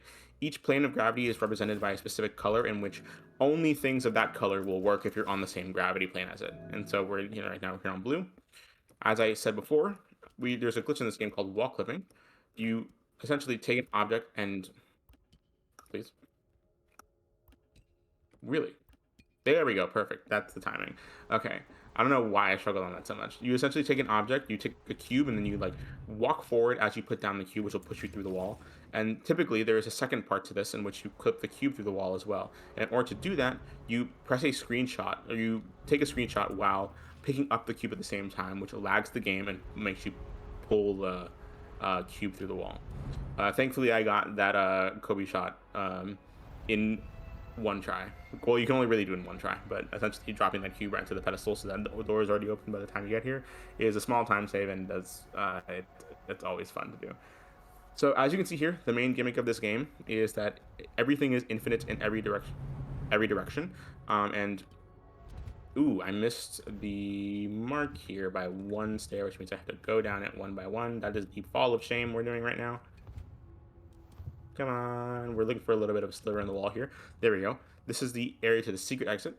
But as I said, you can pretty much fall endlessly in every single direction. The world will just keep repeating itself over and over again. You cannot die in this game. There's no such thing. And all you have to do is keep falling. And as you can see, these wall clips that we're doing and these cube clips are going to be really, really scattered throughout the run. It's actually 90% of what makes this run possible, to a point where this is the only category in the game where you cannot do it glitchless. The only reason that this category is possible is because of wall clipping. And so this category is called reverse true order. What does that mean? Essentially, the main intended progression of this game is that you are expected to collect these things known as God cubes, and the God cubes come out of these trees. Or when you plant a God cube, they come out of trees, but when you plant a God cube, they create a tree as well. And so the God cubes do have an intended order that you're supposed to follow. It is blue, red, yellow. Blue, red, green, yellow, purple, orange. And so we're going to do that in reverse order. And then the final God cube, which is rainbow. We're going to get rainbow first. And by first, I mean I am literally at the end of the game right now. This is the final puzzle. We are already here. And so I just pressed save and load. The reason I did that is because in order to unlock the cube that we're in front of right now, you're supposed to wait for the water to finish a specific animation. Excuse me. No, yeah, that should have worked. I don't know why that didn't work. Okay, yeah. Let's try that again. So this dark cube only opens up when a specific animation done with the water wheel is finished, and so you can just save and load to skip the animation entirely. I don't know why it didn't work the first time, but it worked the second time. And so once we grab this dark cube, we're going to plant it into this tree, which will plant the god cube that we can go grab, and then that god cube will in turn plant a tree. And for every oh no, it did the thing. I don't like it when it does the thing. So every time that you place a dark cube into its tree in order to grab a god cube, you're supposed to see this really pretty animation called the mandalas. And essentially, what they're supposed to do is create a really like beautiful rainbow animation for the rainbow cube that we just got. But sometimes, and usually when you have to reload twice, it does this. It accidentally like decenters the camera and the animation appears off screen. So we don't get to see it today. That's unfortunate. But here's the God Cube, the rainbow God Cube. Typically, if you were doing a all God Cubes run or just an any percent run in which you get to this puzzle, this would be like the final time where I say, here's the final time for donations. But since this is a reverse God Cube, we do this one first. And so this is actually the first time that LP Soldier has to like say any sort of messages. You got it. So we do have a new poll that has opened up that's going to be for a game that's going to be tomorrow. It's for the Space Jam game. You guys can donate and choose which character is being played. Your choices are going to be either Bugs Bunny, LeBron James, and Lola Bunny. I know who I would pick, so I'm just saying if anyone wants to donate to Lola, that's, you know, pretty cool. But if you want LeBron or Bugs, you can donate and see who is going to be in action during Space Jam on tomorrow's run. And then we still have two other polls that are open. There's Mario's outfit that you can choose in Super Mario Odyssey. You can either choose boxers or just, you know, your typical standard Mario, which is currently in the lead. And then, boxers is. And then for Legend of Zelda or BS Legend of Zelda, you can choose to either play as a boy or a girl. And right now, girl is in the lead by $5. It's $150 to $155. So if you guys want to see a specific character being run for BS Legend of Zelda, get those donations in. Those runs will be happening tomorrow. But let's focus on Manifold Garden with Osborne here. Thank you so much, Selby Soldier.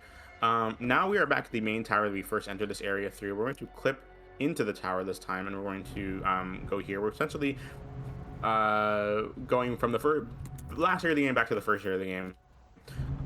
We're actually going through what is known as the alternate route in this game. There is a route that allows you to beat the game without actually collecting any God Cubes, but it's like a really hidden puzzle. And so we're going to go down that path with all these wall clips we're doing. We're going to... No! I did not want to do that. Ooh, where was the last save? Ooh, okay. Unfortunately, we will have to do that last section again, which hopefully we get to see the animation this time. That puts us back at that an unfortunate amount, because typically you're supposed to bring that cube through with you, and that's usually not a point where I have to make a safety save, because I legitimately have never messed that up before. And so it does the thing again. Why is it doing the thing again? Well, it's fine. This run is cursed on multiple levels, but that's perfectly fine. Now, one thing that I will say about this game is that I will get to explain a little bit of what we saw already here. So we get to do the Rainbow God Cube first. We're going to do in reverse order, rainbow, purple, and then yellow, green, red, and then blue. A lot of the movement that you're going to be seeing, especially in the later game, is actually pretty similar to that of all God Cubes if you've seen a run of that specific category. And so that is something that we need to keep in mind. Because it's kind of like going to be overlapping a lot in the similarities once we get towards the end of the run, because the end of the run is going to look similar to like the beginning of the run of all God Cubes. And so with that being said, we're gonna go straight in through here, and please take this extra time to get some more donations in, especially for the beta war between LeBron James, Bugs Bunny, and Lola Bunny. I think that there are correct options in that poll, and I would like to see the correct options win.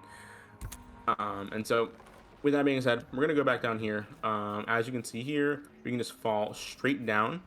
You don't have to like stop at any point. You can just fall straight down. Through here, perfect. And we're essentially going back again to the like secret exit that we initially came here through. So just through here, boom, boom, boom, boom, perfect. There we go. We're gonna wall clip back into here and take the cube with us up to a certain point. Please, begging, begging, begging, pleading, pleading. I wonder if, there we go, perfect. All right, usually that only works when you do it to the right, and so I tried to cheat it there a little bit and try to move it towards the left. But we're gonna take this cube, we're going to leave it right here. Please, please, please, please, please, please. Thank you. We're gonna leave it right here, and we're just gonna leave it there. We're not gonna bring it with us for this specific area. And so we're going to take this and just travel back here. Oh my goodness. This happened again?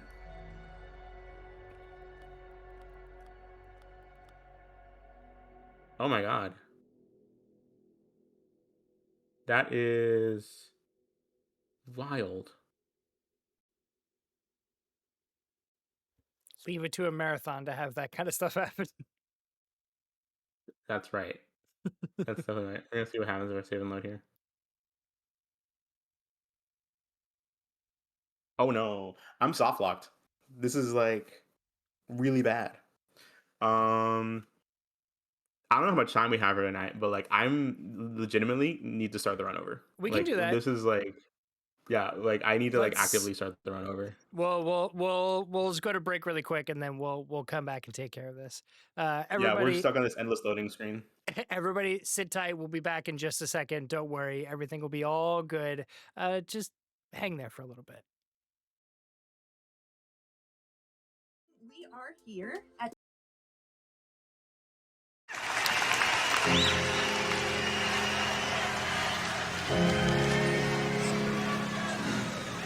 Real quick,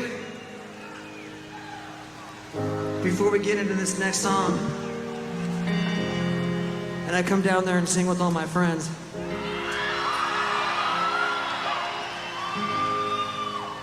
I just want to make sure before we leave and go back home that we pay our respect and share some of our love and our prayers for the families of the victims of the tragedy at the Manchester Arena.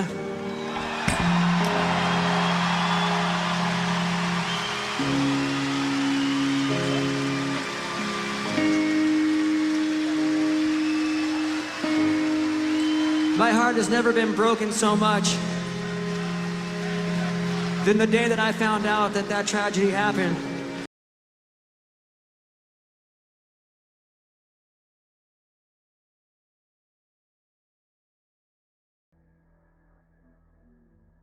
All right, everyone, welcome back. We fixed the issue, and we're gonna restart Osborne's run here with Manifold Garden. Osborne, it's all yours. Thank you so much, LP Soldier. Hello, everyone. We're back here. That particular area that you just saw is a soft lock that has only ever happened to me once before. Particularly when you try to redo a particular area in the game, there's a chance that like a state that you saved will be different than like what it actually was when you first saved. If that it makes like any sense. But essentially the door was closed when we like reloaded the save. So even though the door was supposed to be open from the point that we saved towards, the props in that room did not stay in the same location. And so that only happens on occasion. I don't know what causes it, but we're just going to have to start that one over because otherwise we're not going to get the show on the road. So timing will begin again when I enter into the file here in 3, 2, 1, go. All right. So with that being said, we're just going to try and speed our way through here as much as possible. So as you can see, I'm just going to like start my commentary over. We're going to be changing gravity. Each plane of gravity has a specific color attached to it, in which the objects of that color will only react when that particular plane of gravity is being, oh, I need to do the bind screenshot underscore normal thing. Bind f screenshot underscore normal. Yeah, do it every single time you beat up the game. Perfect, and that's how the wall clips work. In order to screenshot, in order to bring the cubes through the wall, you have to be able to screenshot in order to lag the game. And we're gonna bring this here. We're gonna see if we can get the shot again. I don't think that worked.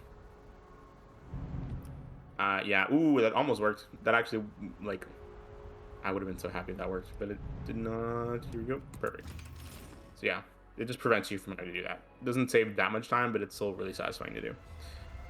So again, as I said, everything is infinite in every direction. As you can see here, it is not, you are not able to die. You can actually see my character both above and below me as I go through this area. So 1, 2, 3, 4. Oh no! Okay, nope, we're gonna do Fall of Shame again. Up until we find it. Come on, there we go, perfect. We were so close to not having the Fall of Shame this time, but it's perfectly fine. As you can see, our wall clips are kind of actually doing a lot better this time around. Look at that. Maybe this is a blessing in disguise. Maybe it would have gone a better time if I hadn't otherwise. Come on. Come on. I believe in you. Closer. Closer, perhaps. Yeah, that's like a really, really finicky wall clip in particular because of how thick of a wall you have to clip it through. Like the bigger the wall that it is, the harder it will be to clip through it. And so the timing between your wall clip or like your screenshot and like picking up the cube has to be a little different depending on what type of wall you're trying to clip through. So as I said, reverse tree order. There is an intended order in which you're supposed to grab the main progression items in this game, which are God cubes. The God cubes will all plant God trees, and these God cubes all have a specific color: red, blue, red, and then green, and then yellow, and then orange, and then purple, and then rainbow. And so we're going to get rainbow first. In the fact that this is the very last puzzle of the game, in which you will get the rainbow God cube first. We're going to change the direction of the water using a mechanic that we should have learned about halfway through the game, but we're now using that. We're going to bring this here. We're going to go down here, perfect. And then we're going to save and load, because in order to unlock this cube that's in front of us, we have to wait for an animation to happen, and if you just save and load, it skips the animation entirely. It'll just bring you in a state that is after the animation. And so you can pick it up. This is the dark cube. The dark cube will activate the tree that will plant the God cube, and the God cube will plant another tree. There's a lot of trees in this game. And so hopefully the game is kind to us this time after having treated us very poorly. There we go. That's what that's supposed to look like. Everyone ooh and ah in its amazingness. That actually does look kind of amazing. Yeah, it's a really good thing. It's a really good game, and it's a really artistic game. It's absolutely beautiful. These mandalas are going to happen every time we collect the God Cube. Asterisks, meaning that it's not really going to happen every time. It's only going to happen actually 3 times because... No, am I a liar? No, I'm not a liar. It's 3 times. The reason for that being is that the other God Cubes in this game we're actually going to be using we're going to be collecting through different methods, and so we don't have to worry about that.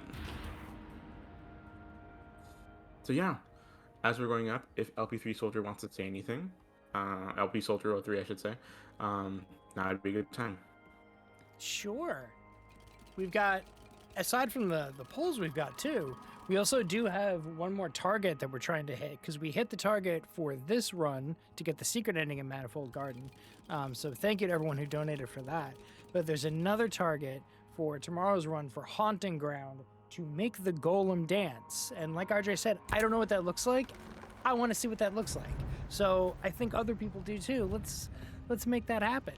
And then aside from that, there's also plenty of rewards and stuff that you could potentially win, like the Nintendo Switch 2 bundle. featuring Pokemon Legends Z and Mario Kart World. The Pokemon card pack with a ETB and a graded 10 card from PSA. As well as the super adorable Sonic Squishmallow holding his lovely little onion ring, and the beautiful painting of Chester Bennington. All of those are up for grabs. And also the DMC figures.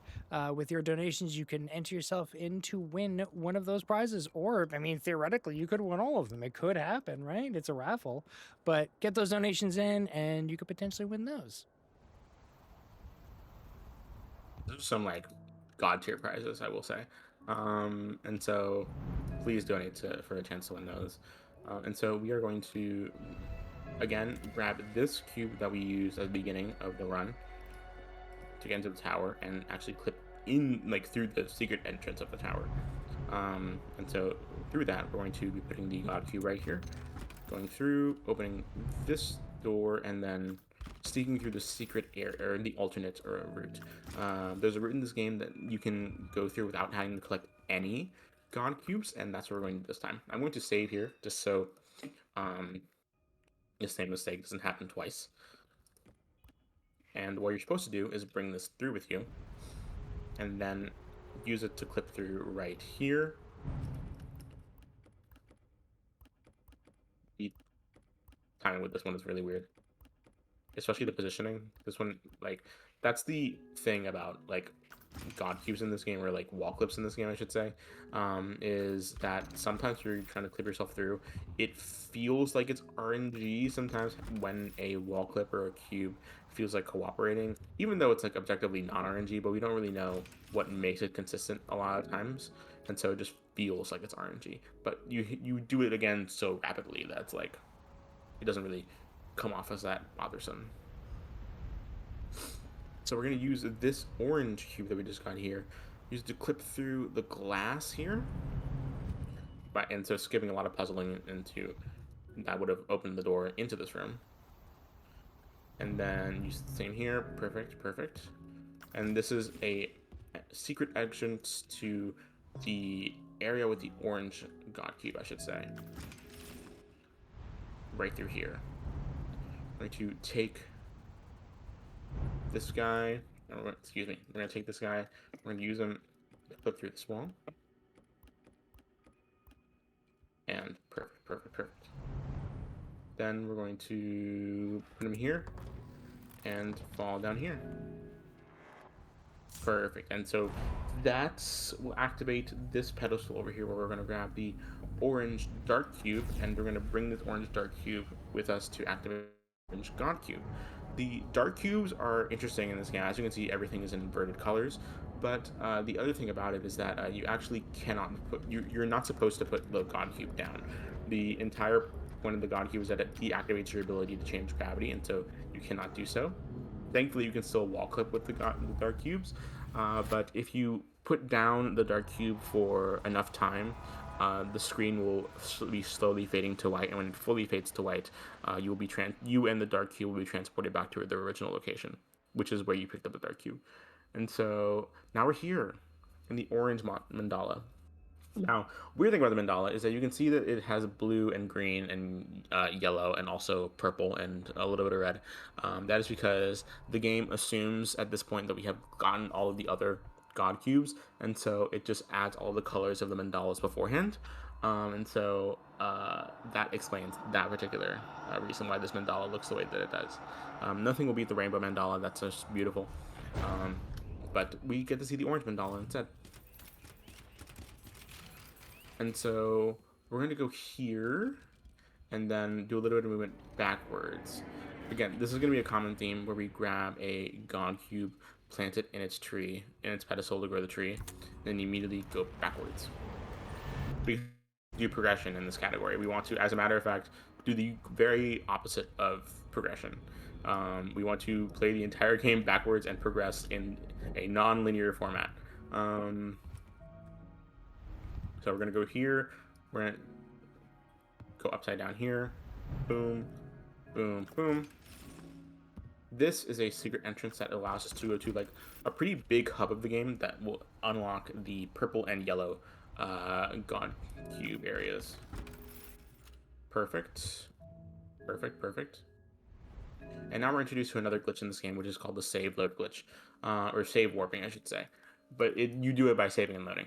And so essentially, the way that portals work in this game, portals being like a door that leads you to another area, when you save behind the door and then load in the door, the way that like saving and loading works in this game is that the area in which you saved will just and then will be like one set point, and then the area in which you load will be another set point. And so what the game does is that it physically, during the white screen of you saving, it will physically pull your character from the position that you loaded into through the position that you saved.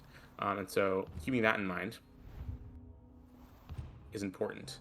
We're going to go right here, and we're going to essentially change the gravity of this cube. There are these particular cubes in this game, or particular mechanic in this game called the gravity change. As you can see, the yellow in this cube represents the color that it originally was, and then the red outside of it represents the color that's the direction that it's going now. And so we're going to grab here, we're going to grab this purple cube, and then we're going to be doing what is known as tree clipping. It is like wall clipping, except instead of a wall, you clip through a tree. I hope that made sense. And so we're going to be doing so right through here. Oh, that cube went through the tree, or went through the floor. That's weird. It should not have done that. We're going to bring you up here. Perfect. Oh, wait, no. This is like a tedious part where if like you mess this up, you have to like bring the cube with you and like bring it back up, bring up these stairs. There you go. Perfect. Oh, you can't. Okay, perfect. And then you go down here, fall through again. Excuse me. Oh, this one, yeah, put here. Perfect. And then you fall through here. And then you should just be able to boom. And so we're going to clip through the tree. And by clipping through the tree, I mean like clipping directly into the tree. You don't want to do that. Sometimes when you clip, it'll actually accidentally put you on top of like the base of the tree, like that. But you want to be like clipped into the base of the tree. It'll be like a little obvious when it happens. The same way that it's like really obvious when it's wrong.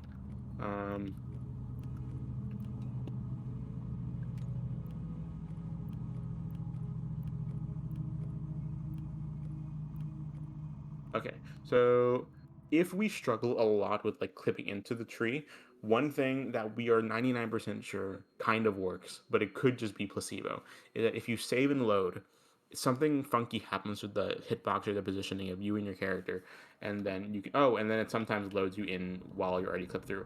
And so this is what it's supposed to look like if you clip through the wall successfully. And then by aiming our crosshair in a specific location, the hitbox of this god cube ekes ever so slightly out of the base of the tree, and you can just grab it like this instead of having to do the intended solution. As you can see, we're going to do save load again. And so again, we save on the other side of this, and then we load on the front side of the portal. And so the game is like physically dragging our character from the position we load through the position we save, which the shortest point between the two of you is actually through the portal door. And so on the other side, it will just bring you to the portal. And then you ended up saving and loading through the portal instead of back into like your quote unquote original position. So now that you've brought this one through, I'm gonna go back here. Perfect. And we're gonna go through here.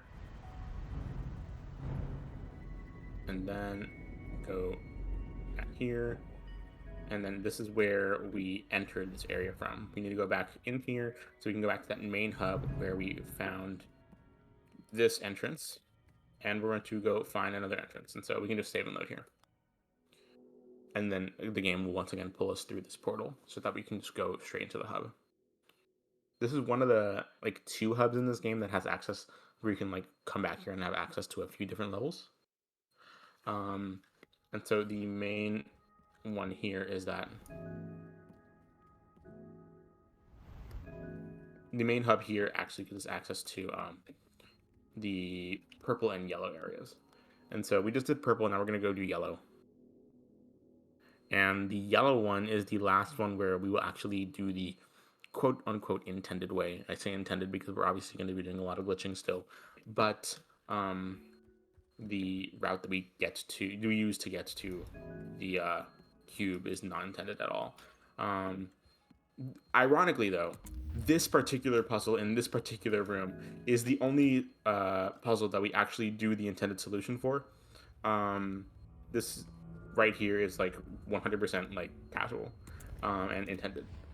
And so we're going to be doing that and bringing this guy up here, bring it to this pedestal, and then the original cube that we changed directions on, we're going to bring it right here and put it into this pedestal. And that is the intended solution to this. The reason being is because we need to keep that door open. We need to keep that door open because we're going to come back to it later. With a cube, specifically this one. This cube is a dual gravity cube in which it has 2 planes of gravity. Perfect. And so you can grab it through midair like this. So it will essentially... Perfect. And... blah. Oh, come on. We can go through here if need be.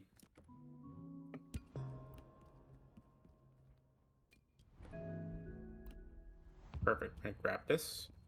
And we're actually going to place it like right here. It doesn't really matter where we do in this first try, at least.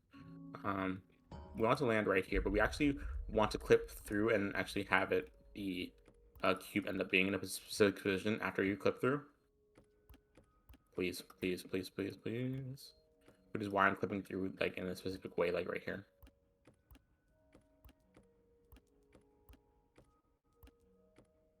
This one is also really finicky as to whether or not it wants to behave.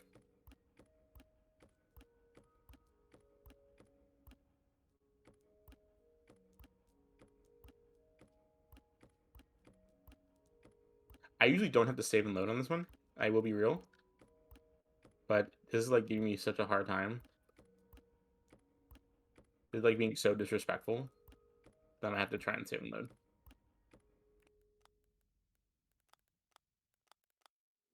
Usually gives us another safety save in case this happens later.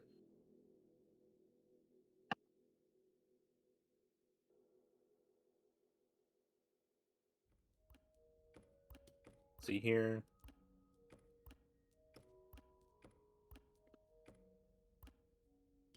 There we go. Perfect. Okay, I was like, am I doing this wrong? Like, there's no way that like this is not the location I'm supposed to be clipping through. So we want to take this cube and we're going to use it only once to clip through this particular wall. Although this is more of a floor clip. I will be so real and honest. This one is instant. It usually is. And then we're going to take this cube. We're going to clip through it not on this set of stairs, but on the set of stairs that's like on the side here. There we go. That one's also usually pretty free. We're gonna use the cubes here. First off to open that door, also second off to activate a specific pedestal that will then unlock the dark cube of this area. The pedestal is right here. Perfect. And boom. We're gonna then bring it right here. You could save and load here, but this animation is actually so short that it would waste time. Perfect. Then we're going to take this dark cube again. Dark cubes I cannot let go of, or I can let go of, but I shouldn't let go of for more than a few seconds at a time. And then I cannot change gravity, so we're kind of stuck on this plane. But thankfully, we can still use our abilities to wall clip here. This one is finicky, and we cannot save while we're in the... You cannot like save and load while you're in this dark cube state.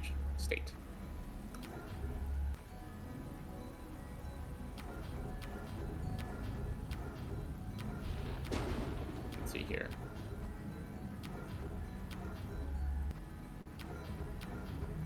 Really weird because typically it does have you enter in pretty quickly. There we go, perfect.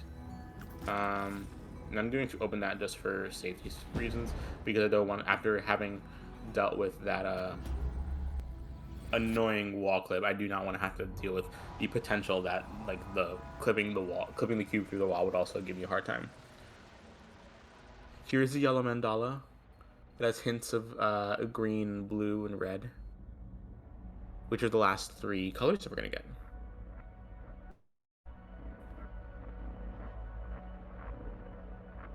But enjoy it as it's here.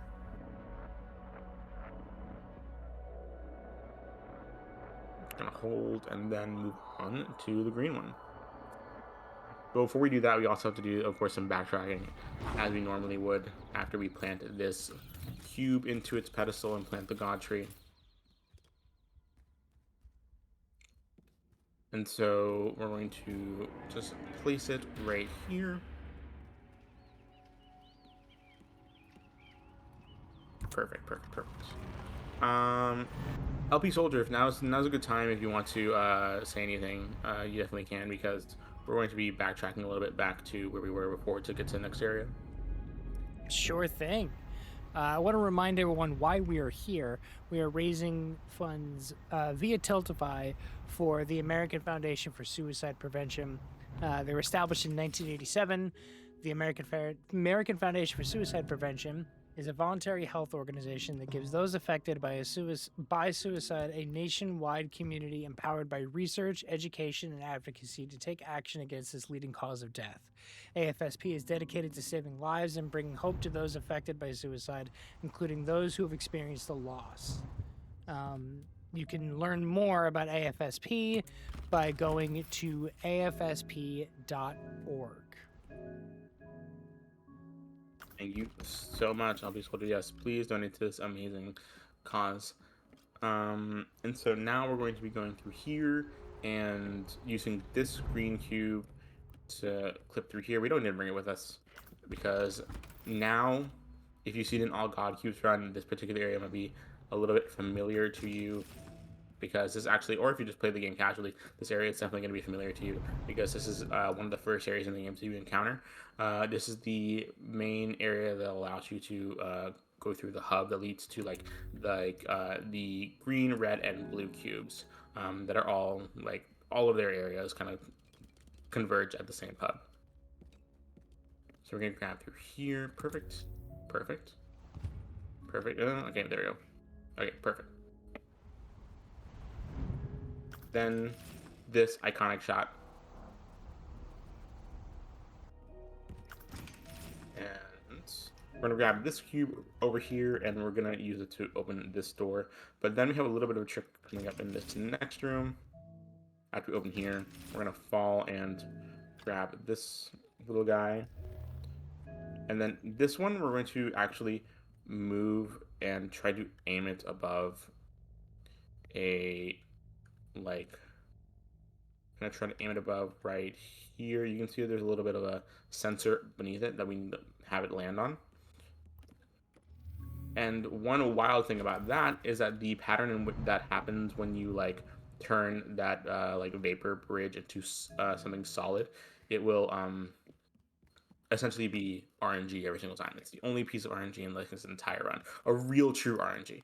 Like the wall clips feel quote unquote RNG-ish only because they're weirdly inconsistent but also consistent at the same time. It's weird. And so we're going to use that and go through here. Perfect. This is the green cube.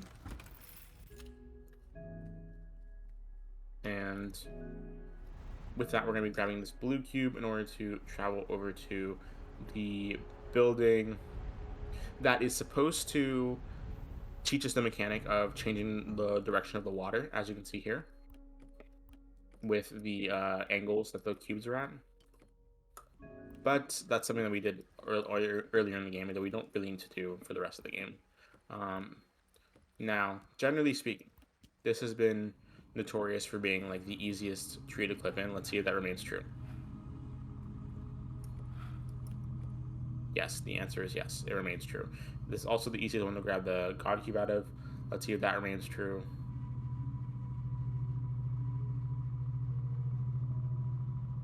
Okay, well, if we do that, it won't prove my point. Here we go. And there we go, perfect. That's not the hardest it could have been, but it's definitely a little harder than usually is. So again, save warping, saving on one end of the portal and loading on the other, getting pulled through. And then this is like a pretty quick section when it comes to putting the God Cube into its pedestal. Oh, it did the thing. Did it do the thing? Okay, it did the thing. So that happens sometimes. When you are bringing an object through a portal, especially one as big as that one, sometimes the object will get like messy and like not go through the portal. It'll like go through the portal, but then it'll end up on the other side where you originally were rather than through the portal itself, which is why you want to, you know, do it like that. There's a little bit of a void that we like to call in that area where it's just going to eat up your cube. And we don't like that to happen. Usually it does, but honestly in marathons, I feel like I never go without that happening. And so it's par for the course, honestly. There we go. Now we're going to, again, backtrack through here. But sometimes an invisible wall in a portal that exists as sort of a safety measure that you can only walk through instead of falling through. And so we're just going to be going through here. Doing another save warp back into this main hub. Perfect. Using that gravity. There's the red area right over here. And then after that, we'll get the last God Cube. So there are 2 more left. So if you want to get donations in, now is the time to, because we want to end out this night as strong as possible. We're going to grab this guy right here. Perfect. And we're going to put you right here. And then put you over here. Perfect. We want that to be sitting there because we don't want that cube to fall down. And then we're going to bring this cube with us through here. And place it right here. Will I get the Path of Shame? No, I will not. Thank you. Sometimes that's another fall of shame you can go through. I'm going to use this cube to clip in through here. If the game will be respectful, thank you.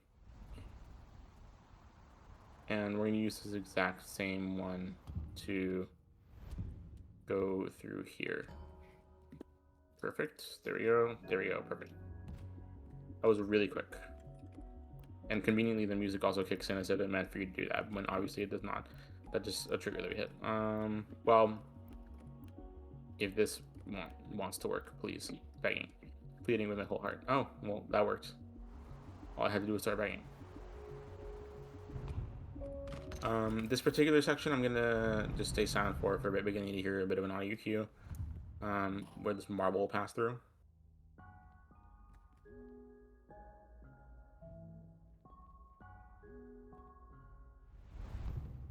There we go, perfect. Then we're going to go to this next area, which we will see the red God Cube. The rest of the God Cubes that we're going to be seeing, we're going to be getting through like tree clipping. We're not going to be seeing any more in the mandalas, unfortunately. But we're going to be tree clipping into the red tree and the blue tree. Sometimes you can see like the outline of the God Cube as you saw with the green cube and the purple cube. It is rare that you will see it already for the red cube here. Usually it only activates if you save and load within a specific distance of the tree, which will kind of reset the God's cube positioning and hitbox. And so as you can see, now you can see a little bit picking out. Can you? Yeah, you can see the corners of it peeking out right here. Usually that's only possible in certain only possible to see in certain what's the word I'm looking for? Certain states that the world is in. This one is notoriously the most difficult one in this run to clip through.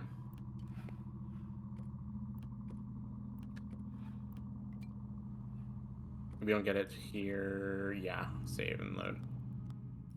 Now you're probably asking, why don't you clip through the yellow tree or the purple tree? And the answer is, or the orange tree. The answer is consistency. Not even in all God cubes you clip through the orange tree because of how inconsistent that particular one is to clip through. The yellow tree, in theory, it could be faster to clip through that tree. However, that one is so inconsistent that it is almost not worth it to try and do it, because the number of times you will get it like within the first few tries is going to be so slim to none that you'll be too busy ripping your hair out in order to continue attempts to get that kind of luck.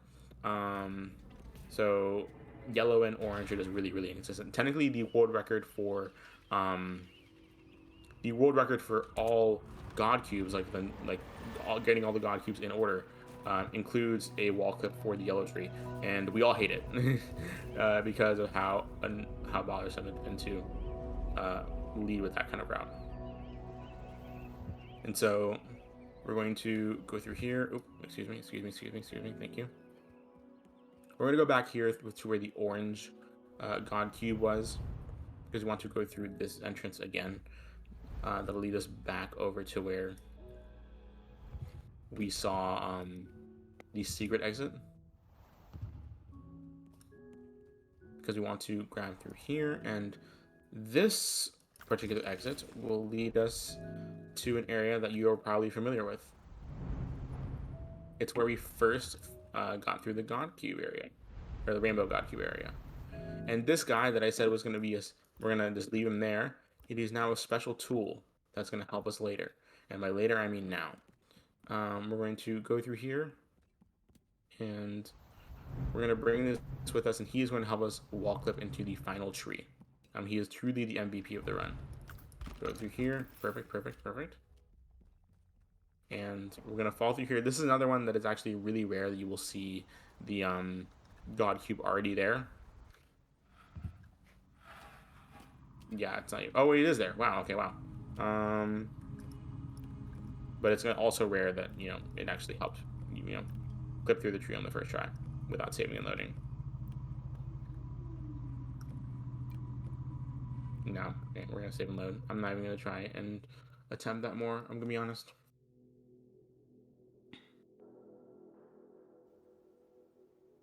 Okay. See. Oh well. Wait, saving and loading did work because at first try. And oh, come on, God Cube. I saw you. Please. We all saw that. The crosshair lit up and many layers around it of light. Oh. Yeah, this hitbox for these cubes are very, very particular, in where it allows you to pick it up. Only a few pixels, if I'm being honest. There we go. Perfect. Again, leave this here, and then we're gonna do the last save warp of the run, but not the last trick of the run. We still have one more trick after this. Saving, loading through the portal, and then bringing the portal through with us. There we go.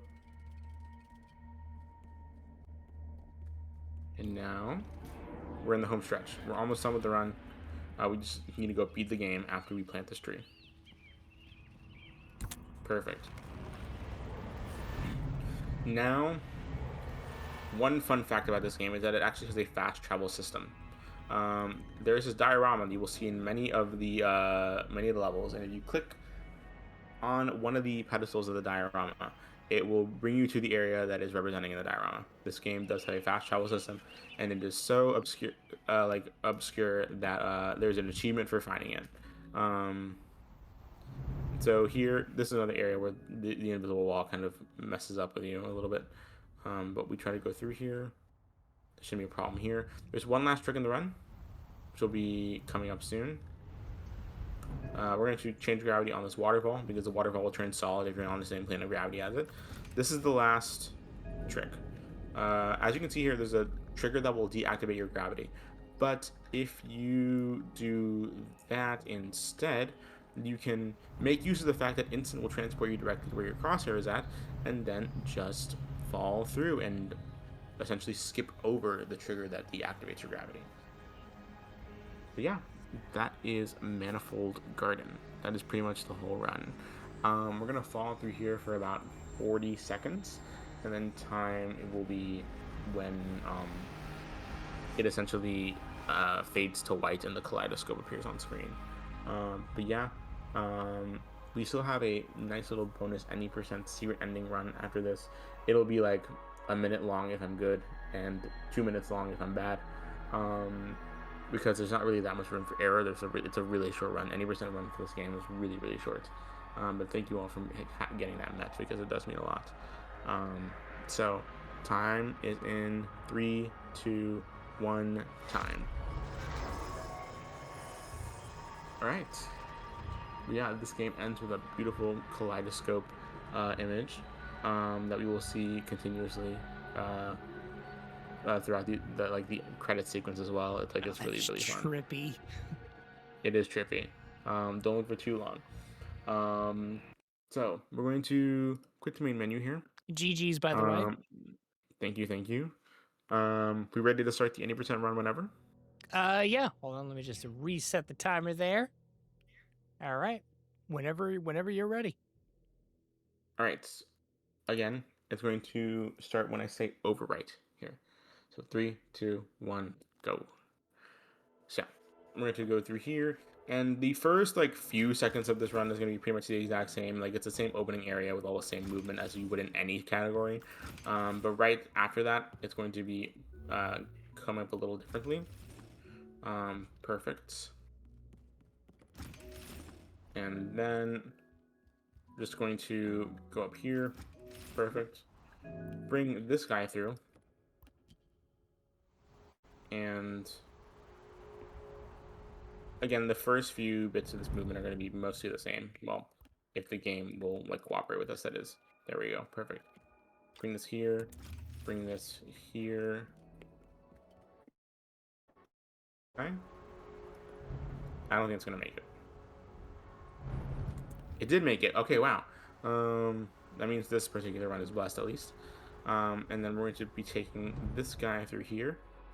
Up through... So you saw at the beginning of the run, we went to this area in the corner here, and there was supposed to be like a secret exit kind of thing. That does lead to an actual secret exit, but the way that's going to be managed is that we're going to be wall clipping, and then 1, 2, 3, 4, 5, we're going to be wall clipping through here, and then instead of going to the left in order to enter the rainbow room, we're going to be sticking to the right over here. And there's a little bit of a thing sticking out right here. We can actually just go through here, enter, I'm gonna wall clip into here, and then walk it back out. Oh, and as you can see, it's like another area just like the end of the game. And we can just skip over the gravity stopper again here, and then boom, fall down. And then it's another 40 seconds to fall. So yeah, that's any % secret ending. What makes it secret? This is the secret ending that you can grab without having to capture any of the god cubes. This game has the most abstract plot ever. There is technically a plot, but it's very shapes and colors kinds of things. But this whole game is shapes and colors the game. And so yeah, I have been Osborne. Thank you so much for watching, not only Breaking the Habit, but also just watching this run and donating so much money in the first day. I really hope we can crush that tomorrow. Timing will end at the same time that for the first game. So 3, 2, 1, and time. And as you can see, the kaleidoscope image is a little bit different in this secret ending. Decipher it however you will. Yeah. Can you? Yeah. If you could, trust me, philosophers have tried. So yeah, I've been Osborne. You can follow me on twitch.tv/Osborne. I'm not particularly active on my Twitch, I will admit. When I do stream, I don't stream my speedruns. I stream, randomizers with friends. So if you're into that kind of content, then please check that out. And so outside of that, I always involve myself in charity marathons, so you'll probably see me around in an event or two. I am a GDQ Hotfix showrunner. I have a show on GDQ Hotfix called The Scenic Route. It is all about glitchless and new age glitches runs, which is the opposite of what we did today. But this game does have a glitches category if you want to try that out, and I'll probably have it on the show one day. So yeah. With that being said, go check that out. That is every other Monday at 10 p.m. Eastern. It is my pride and joy. As well as, of course, shout outs to this community, my wonderful community over at No Glitches Allowed and Completeathon. That is my other pride and joy. They have been doing amazing work, and I love them to death. So yeah, outside of that, please just go watch the rest of Breaking the Habit tomorrow, and please help us raise as much money as possible, because this is an amazing cause, and the people behind it are amazing too. So, with that being said, thank you so much for having me. Hope you all have a good night. Thank you, Osborne. That was awesome. Definitely check Osborne out, especially on the GDQ stuff, but everything else, and all the other runners that you've seen tonight. We're just gonna take a really quick break, and then we'll come back. We'll say our goodbyes and everything for the night, and all that, and then we'll everyone should get some sleep, right? But just sit tight, and we'll be right back. Again, thank you, Osborne, and all the runners today. It's been great. So sit back, give it a second, and we'll be right back.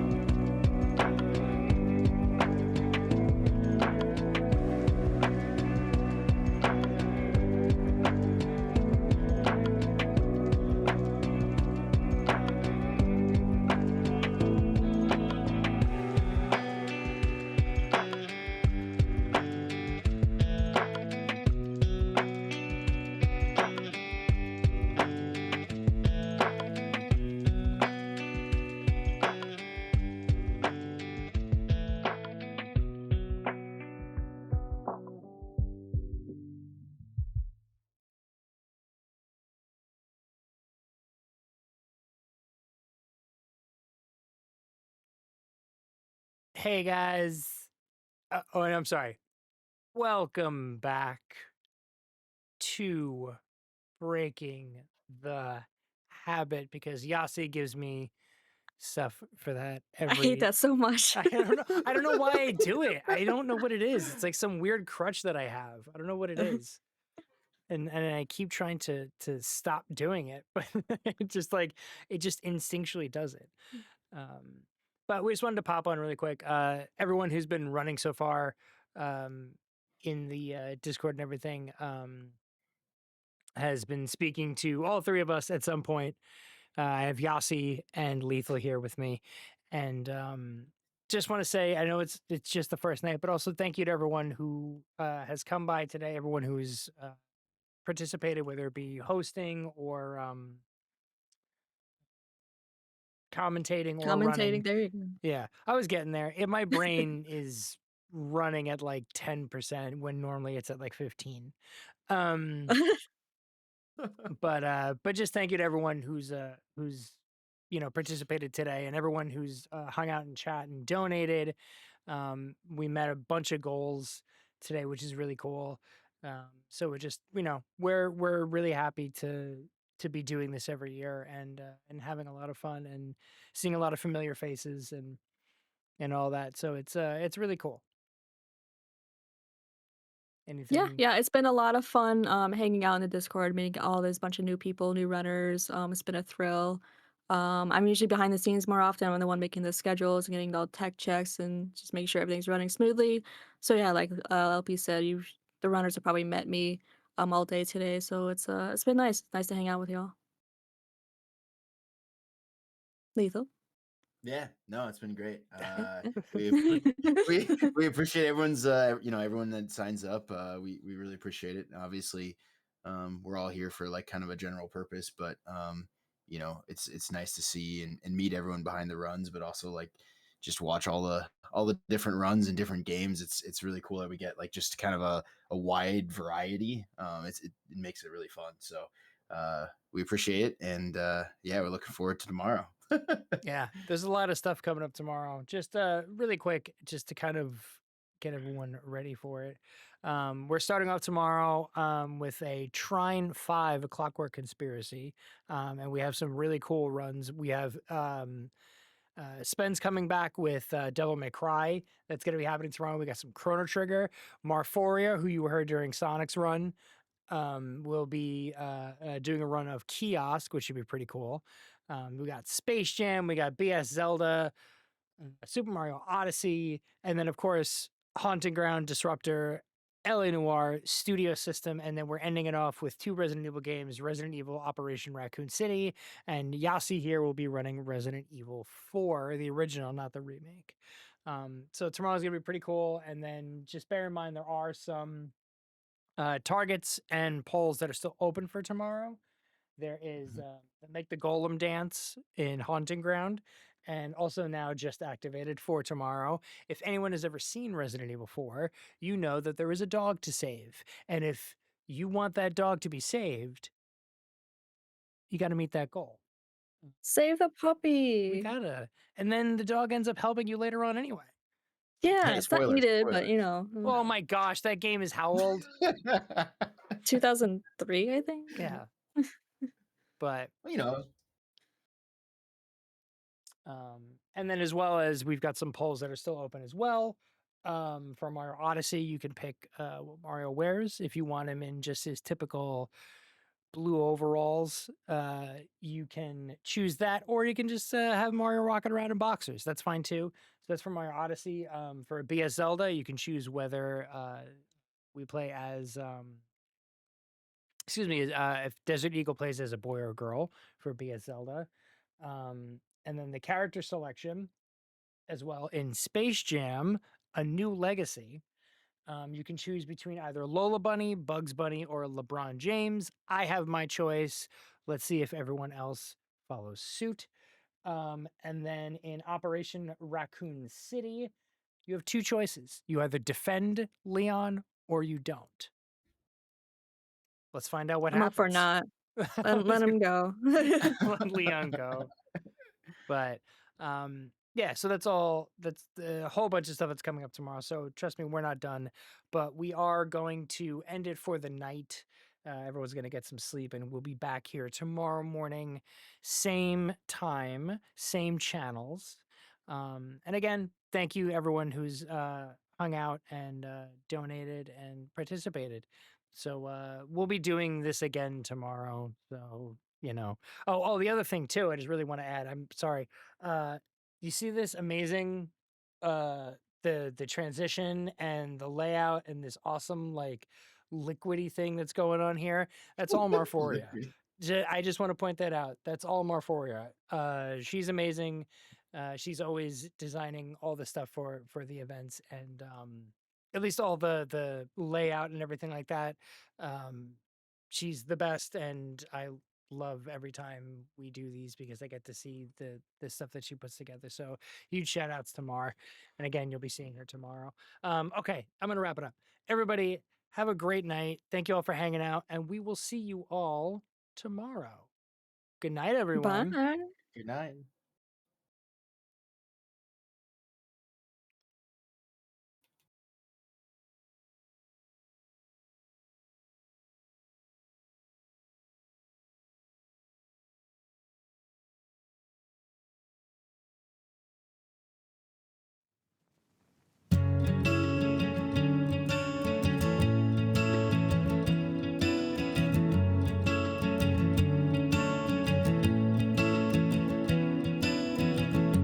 Memories consume like opening the wounds, unpicking me apart again.